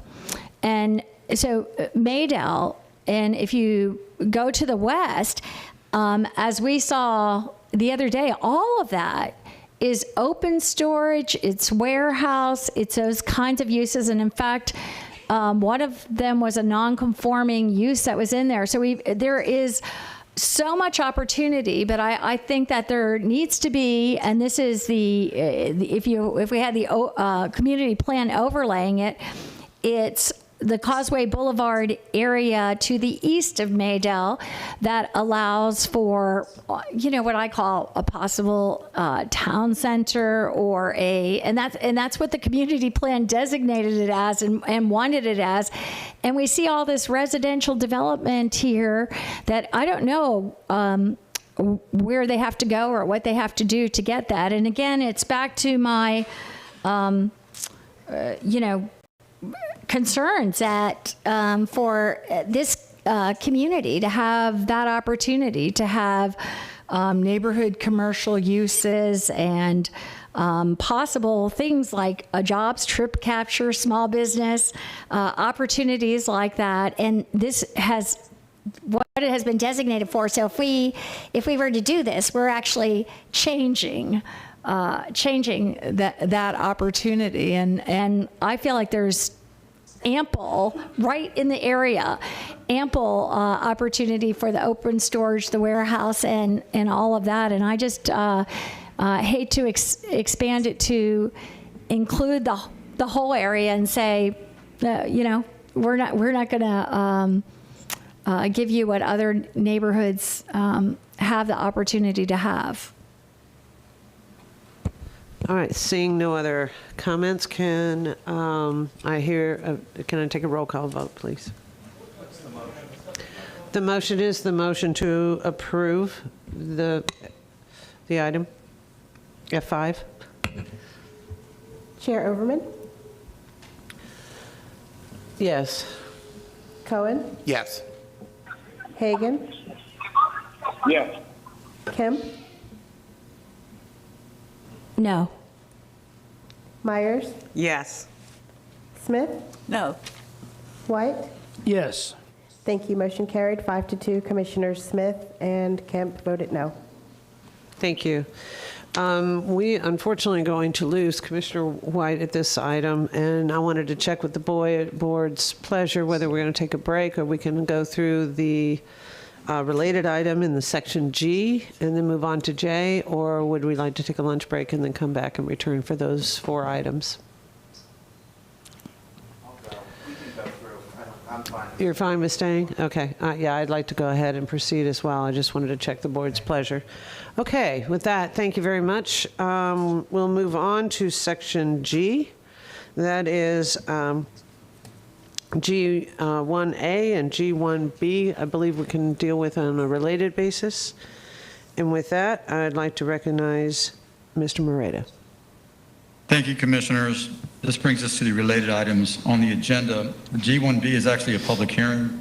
It's a vacating petition to adopt a resolution vacating an undeveloped portion of the plat of Apollo Beach Unit 6. G1A, it will replace that with another plat. It's effectively accepting the plat recording for the Marisol Point Phase 1, also known as Mara Bay Parcel 101. Real estate staff will present the vacating item, which is a public hearing.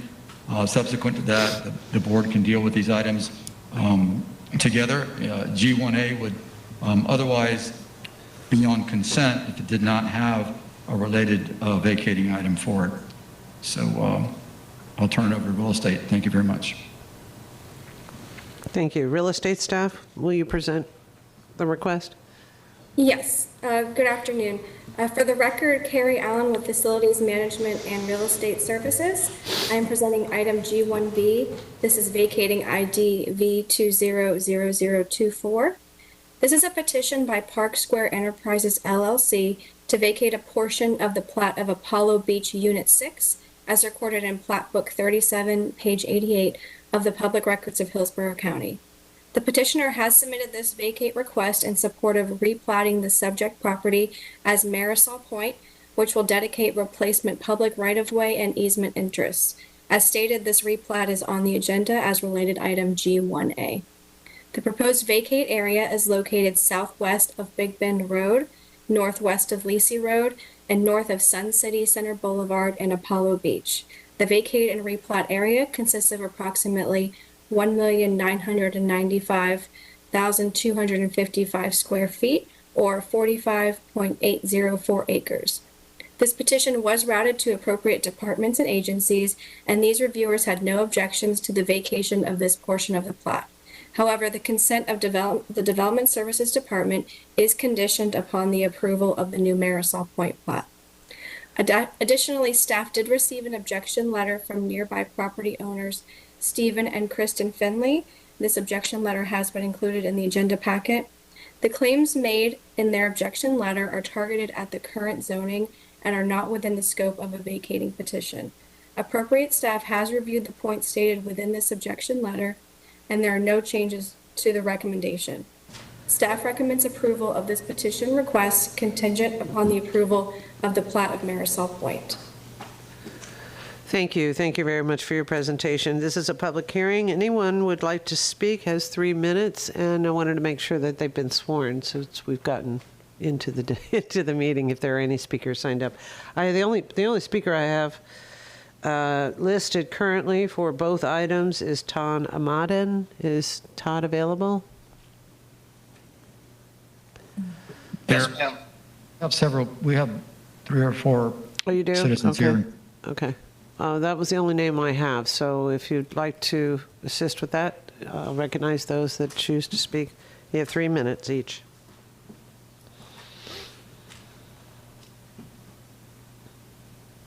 Commissioner Todd Amadon, Landmark Engineering, 8515 Palm River Road, just here to speak in support of the petition.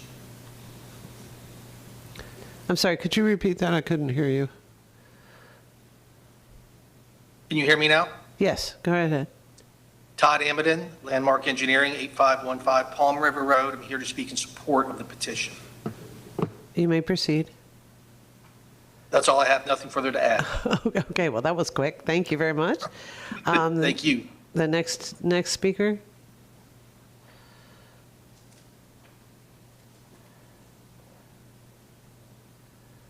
Madam Chair, Michael Brooks, I'm here on behalf of the applicant Park Square, and not sure why I'm not signed up to speak. Must have been a technical difficulty. Would this be the appropriate time for me to speak for a few moments, or? Yes, sir. Please proceed. I think Ms. Allen is fairly articulated the kind of the crux of the two related petitions. The first is a vacating of the 1961 or thereabouts portion of the Apollo Beach Unit 6 plat, which relates to an area that is known in planning world as Pocket 101. There is a corresponding plat that will be behind this that will replat this area. I want to, if I could put an exhibit on the Elmo. Ms. Carey, can you stop sharing your screen? Yes. Okay, stand by.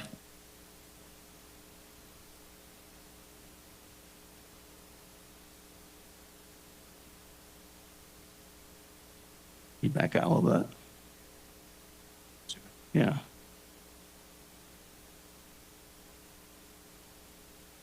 I failed at the tech staff portion of this presentation, but this is an aerial of the property today. It has been at this stage redeveloped consistent with the Marisol Bay or the Marisol Point plat that is on the agenda today, and that is very consistent with the development process.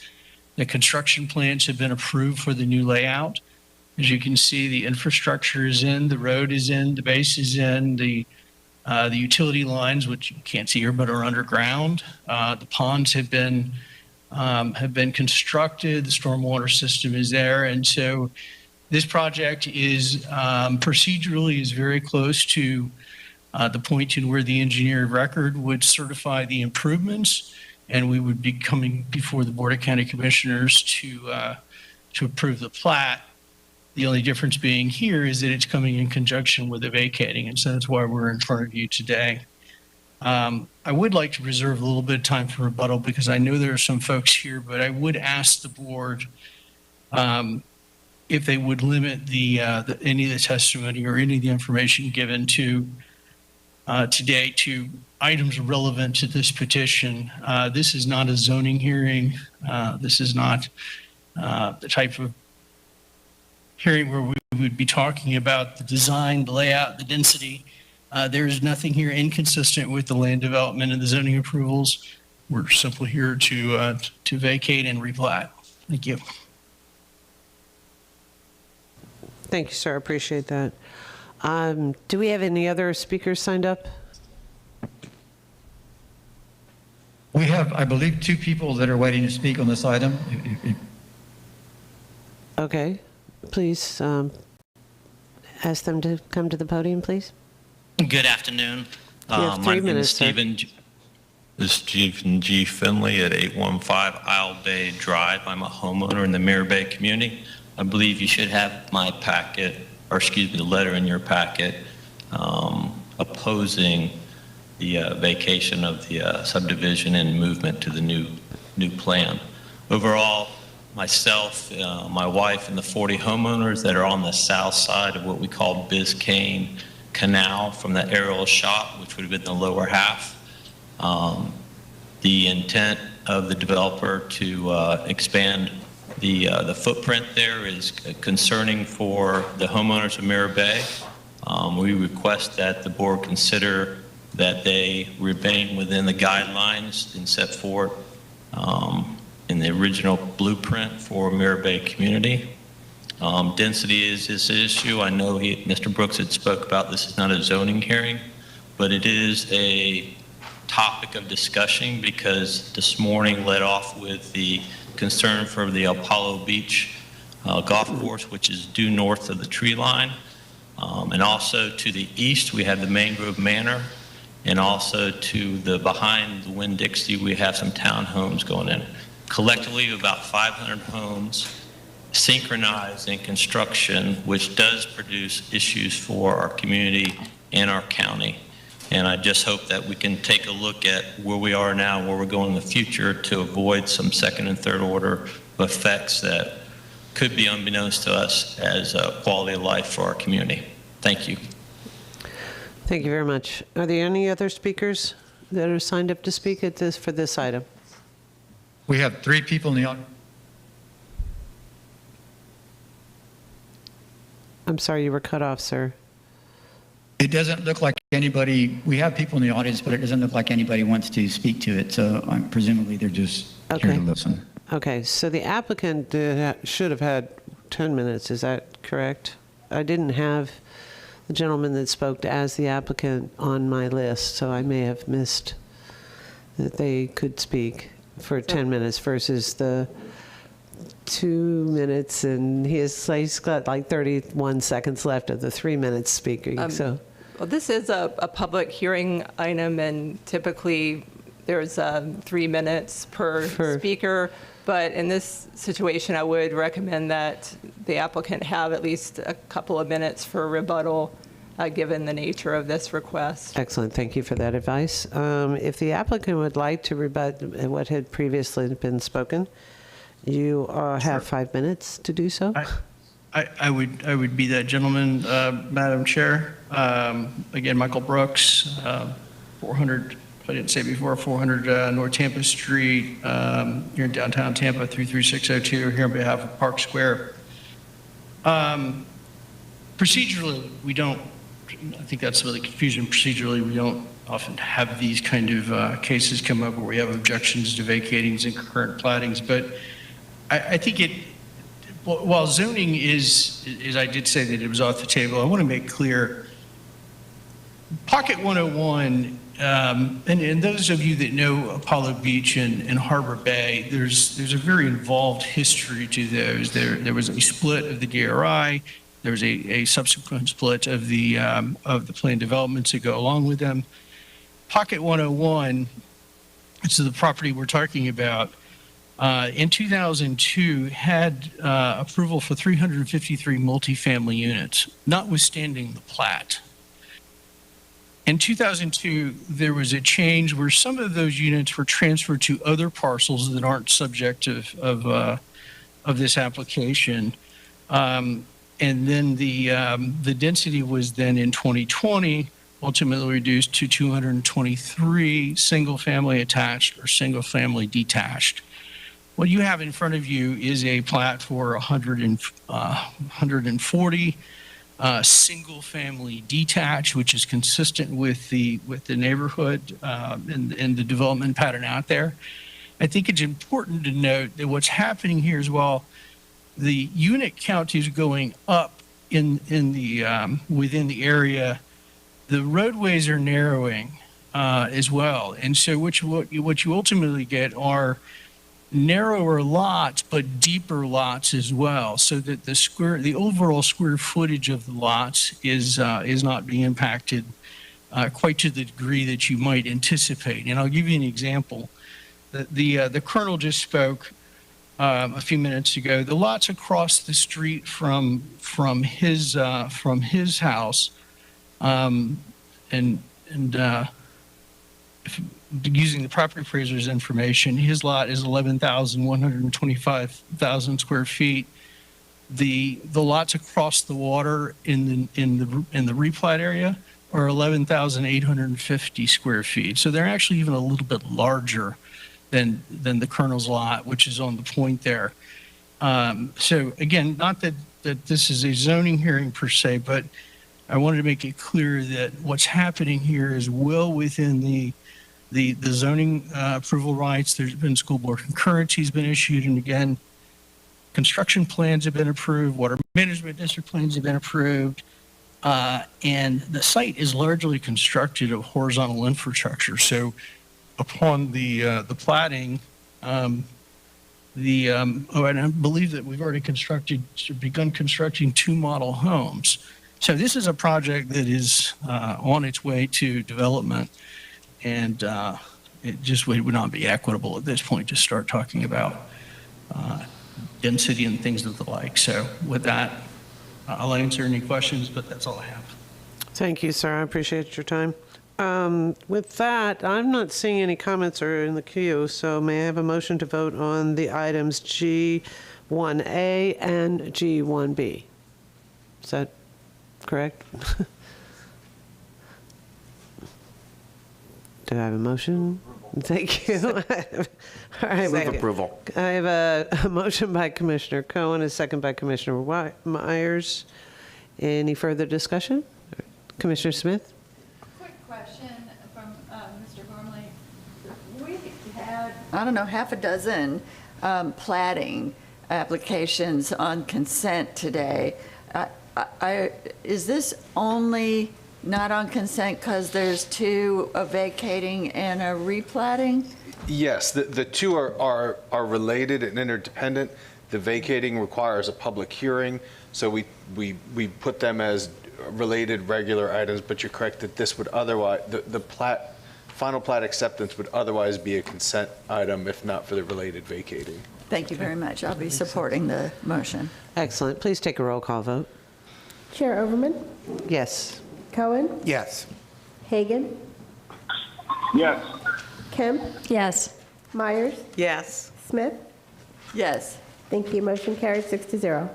Excellent. Thank you very much. Okay, we are now at the Section J portion of our agenda. That is the county attorney items. And Ms. Lundgren, I'll recognize you. Thank you, Commissioners. And this item, J1, is in response to the legal challenge filed on November 15th, challenging the RP2 plan amendments in an administrative hearing in the Division of Administrative Hearings. The board did adopt, as you remember, the RP2 plan amendments on October 14th, following a year and a half of real dedication of the staff, stakeholders, and community members. State law does provide that in the event of a challenge to a comprehensive plan amendment, the effective date of the amendment is deferred until the resolution of the challenge. So the moratorium on zoning applications in the Balm and the Sun City Center areas of RP2 was intended to run until the effective date of plan amendments, which was intended to occur before the end of this year. But as a result of the challenge, the moratorium will expire December 31st unless an extension is directed. And so in order to preserve the will of the board in adopting the RP2 amendments, and really to ensure that the county is able to apply the new rules that the board adopted then, not the old rules that the amendments replaced, an extension to the moratorium is needed until that litigation is concluded and those amendments take effect. So the recommended motion is to direct the county attorney's office to advertise and set a first public hearing for January 12th, 2022 at 10 a.m. and a second public hearing for February 2nd, 2022 at 10 a.m., declaring zoning in progress and considering the enactment of an ordinance extending the current moratorium on the acceptance and processing of applications for rezonings and plan development zoning modifications within a portion of the RP2 future land use designation until the conclusion of State of Florida Division of Administrative Hearings Case 21-3467 and any appeals. And I have recommended that public comment be provided for this item as it's a concrete board direction. It doesn't appear that anyone signed up online, but there may be someone at the Saunders Library. Okay, all right, great. I can ask for public comment at this time. So if I understand you correctly, well, let's hear from public comment first, and then we'll have board discussion. Is there anyone present that would like to speak to this matter, J1? No, ma'am, not in the hearing room. All right, anyone online that may be there? Okay. There's not. All right, hearing none. All right, so we don't have any public comment onto this item. So the motion is basically to go back out, reopen the moratorium and advertising because we have a challenge to that, to the decision on the moratorium, and to move forward with the comprehensive plan amendments. And we have to reopen the moratorium because of those actions that have been presented? The need to reopen the moratorium is specifically due to the challenge that was filed to the comprehensive plan amendments that the board adopted. By the operation of law, the amendments can't go into effect until that challenge is resolved. So the challenged amendments are held up, and it's necessary for the moratorium to be put back into place for that time period as necessary for the litigation, the proceeding at the Division of Administrative Hearings to conclude. Okay, thank you. Commissioner Myers, you're recognized. Thank you, Madam Chair. I'd just like to move that we extend the moratorium and with the 2 public hearing that is noted in the agenda item and all that the Assistant County Attorney just shared with us. So we have a motion by Commissioner Myers and a second by Commissioner Smith. Commissioner Kemp, you're recognized. Defer. Okay. All right. Seeing no further discussion.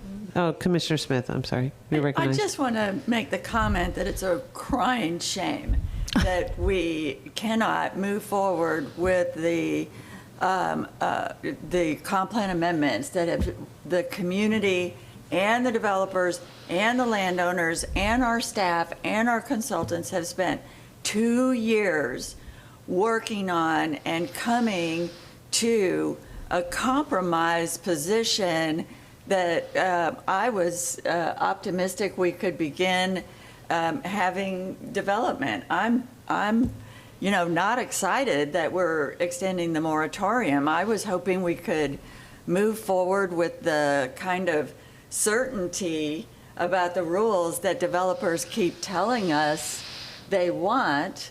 All right, here, you've got certainty of what we all agree on, and they go to court and sue us for a second bite at the apple. I'm just very disappointed. All these developers for the RP2 and the WVR2 were not only participating in every single one of these town hall meetings and planning meetings all along the way, they were dominating the discussion. They were packing the rooms with land use attorneys, and they wrung plenty of concessions out of this process. You know, the community didn't get everything they wanted. I didn't get everything I wanted. The consultant didn't get everything they recommended. So the developers didn't get everything they wanted, and now they're willing to tank the whole process, which, if we didn't extend the moratorium, would send us back to square one. We would be operating under the old rules previous to all this work we've done that nobody liked. I mean, that all had a bunch of problems. I just can't let this go by without expressing all of that, and that I think these developers really, the ones that are suing and bringing this, moratorium extension on themselves are simultaneously revealing themselves from not having negotiated in good faith all along. If they're not willing to do what the community is willing to do, go forward with the compromise. The community sure didn't get everything they wanted, and they're not suing. So I'm sorry, but I had to express that. Thank you. And I actually agree, but Commissioner, before I say anything, Commissioner Cohen, you recognized? Well, I wanted to ask because it's my understanding that the challenge has been, it's been withdrawn, but it's not been withdrawn in such a way that it actually ends the matter. Is that right? That's actually on the next item on the WVR2. Okay. So I can get to that in the then next we'll item. hold that until the next one. I apologize. Okay. Okay. And I had some question about that too. Yeah. So, and I agree, it is hugely frustrating. I just had a quick question. So if we're having to reopen the moratorium and set the public hearings in January with a second one to February, what happens with all of those applications that have been, that are pending, ready to go, with and maybe planning for what we have all agreed to over the last year and a half? What happens with those applications or with that process for those that have agreed to what this board approved? They just sit on hold until February or March? Due to the operation of state statute, our new regulations that those applications are intending to go under can't take effect because they've been challenged. So those will have to wait because of the challenge until the challenge is resolved. Fabulous. Okay. With that, we have a motion on the floor. And could you restate who made the motion? At this point, it's so frustrating. This is very. Myers made the motion, and Smith seconded it. And with that, could you take a roll call vote? Chair Overman, Yes. Cohen, Yes. Hagan, Commissioner Hagan, Kemp, Yes. Myers, Yes. Smith. Yes. Thank you. Motion carried, 5-0. Excellent. Thank you very much. And the next item is J2. Can you, Ms. Lundgren? Okay. I'll probably sound a little redundant, but this is a very similar item in that this involves the legal challenge that was filed on the same day, November 15th, challenging the WVR2 plan amendments. The board adopted those plan amendments on October 14th, just as with the RP2 amendments. Again, following a year and a half of work by staff, stakeholders, community members. State law does provide that in the event of a challenge to a comprehensive plan amendment, the effective date of the amendment is deferred until the resolution of the challenge. And as you were advised with the last item, the moratorium on zoning applications in the WVR2 area was intended to run until the effective date of the plan amendments before the end of this year was what we expected. But as a result of the challenge, the moratorium is going to expire December 31st unless an extension is directed, and in order to preserve the will of the board in adopting the WVR2 amendments, and really to ensure that we're able to apply the new rules and not the old rules that the amendments replaced, an extension to the moratorium is needed until the administrative litigation is concluded and the amendments that the board adopted can take effect. So the recommended motion is to direct the county attorney's office to advertise and set a first public hearing for January 12th, 2022 at 10 a.m. and a second public hearing for February 2nd, 2022 at 10 a.m., declaring zoning in progress and considering the enactment of an ordinance extending the current moratorium on the acceptance and processing of applications for rezonings and plan development zoning modifications within the WVR2 future land use designation until the conclusion of State of Florida Division of Administrative Hearings Case 21-3467 GM and any appeals. On Friday, the plaintiff Eisenhower EPG Group did dismiss its challenge to the WVR2 plan amendments. However, even with the dismissal, there are additional processes that need to be completed at the state level before the amendments can take effect. So as a result of that, we are continuing to recommend that the board proceed forward today with the direction on that extension. If the situation changes over the next few weeks prior to the first public hearing and the state issues its order that the amendments have become effective, then the board can basically act to cancel the public hearings that are scheduled as a result of today's action. Okay, great, thank you. Commissioner Cohen, So you're recognized. I will move this item, and that was, thank you for making that point. This one can be hopefully resolved before we have to go down this path if people are dealing in good faith and can move quickly through it. Second motion. Oh, actually, Commissioner Smith already seconded it. My apologies. I know I barely heard it too. So, however, I did hear that, and I hope that can get resolved. Honestly, on behalf of everyone, it would be really nice if we were able to move forward.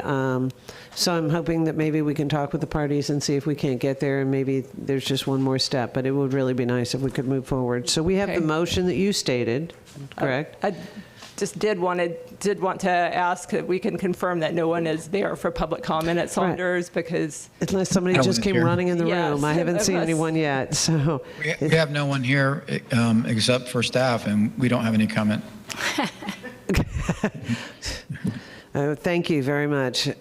So seeing no comment or public commenters available to speak to this item, we have a motion by Commissioner Cohen, a second by Commissioner Smith to the motion that Ms. Lundgren read to have the hearings established in January 12th with a follow-up hearing on February 2nd at 10 a.m. Can you please take a roll call vote? Chair Overman, Yes. Cohen, Yes. Hagan, Kim, Yes. Myers, Yes. Smith. Yes. Thank you. Motion carried 5-0. Thank you very much. And Do we have any other items? No, but I just realized that in reading my description of the last item, I did misstate the hearing number for that WVR2 case. That was 213454. The other case is 213467 in the Florida Division of Administrative Hearings. Okay, clerk, can you make those appropriate corrections, or do we need to revote on that item? The item has that information listed. Okay, great. I just wanted to clarify that for the record and anyone who's listening. Okay, great. Thank you very much. I appreciate that. And we already covered the off-agenda items, so with that, seeing no other items to discuss, meeting is adjourned. Thank you. Thank you.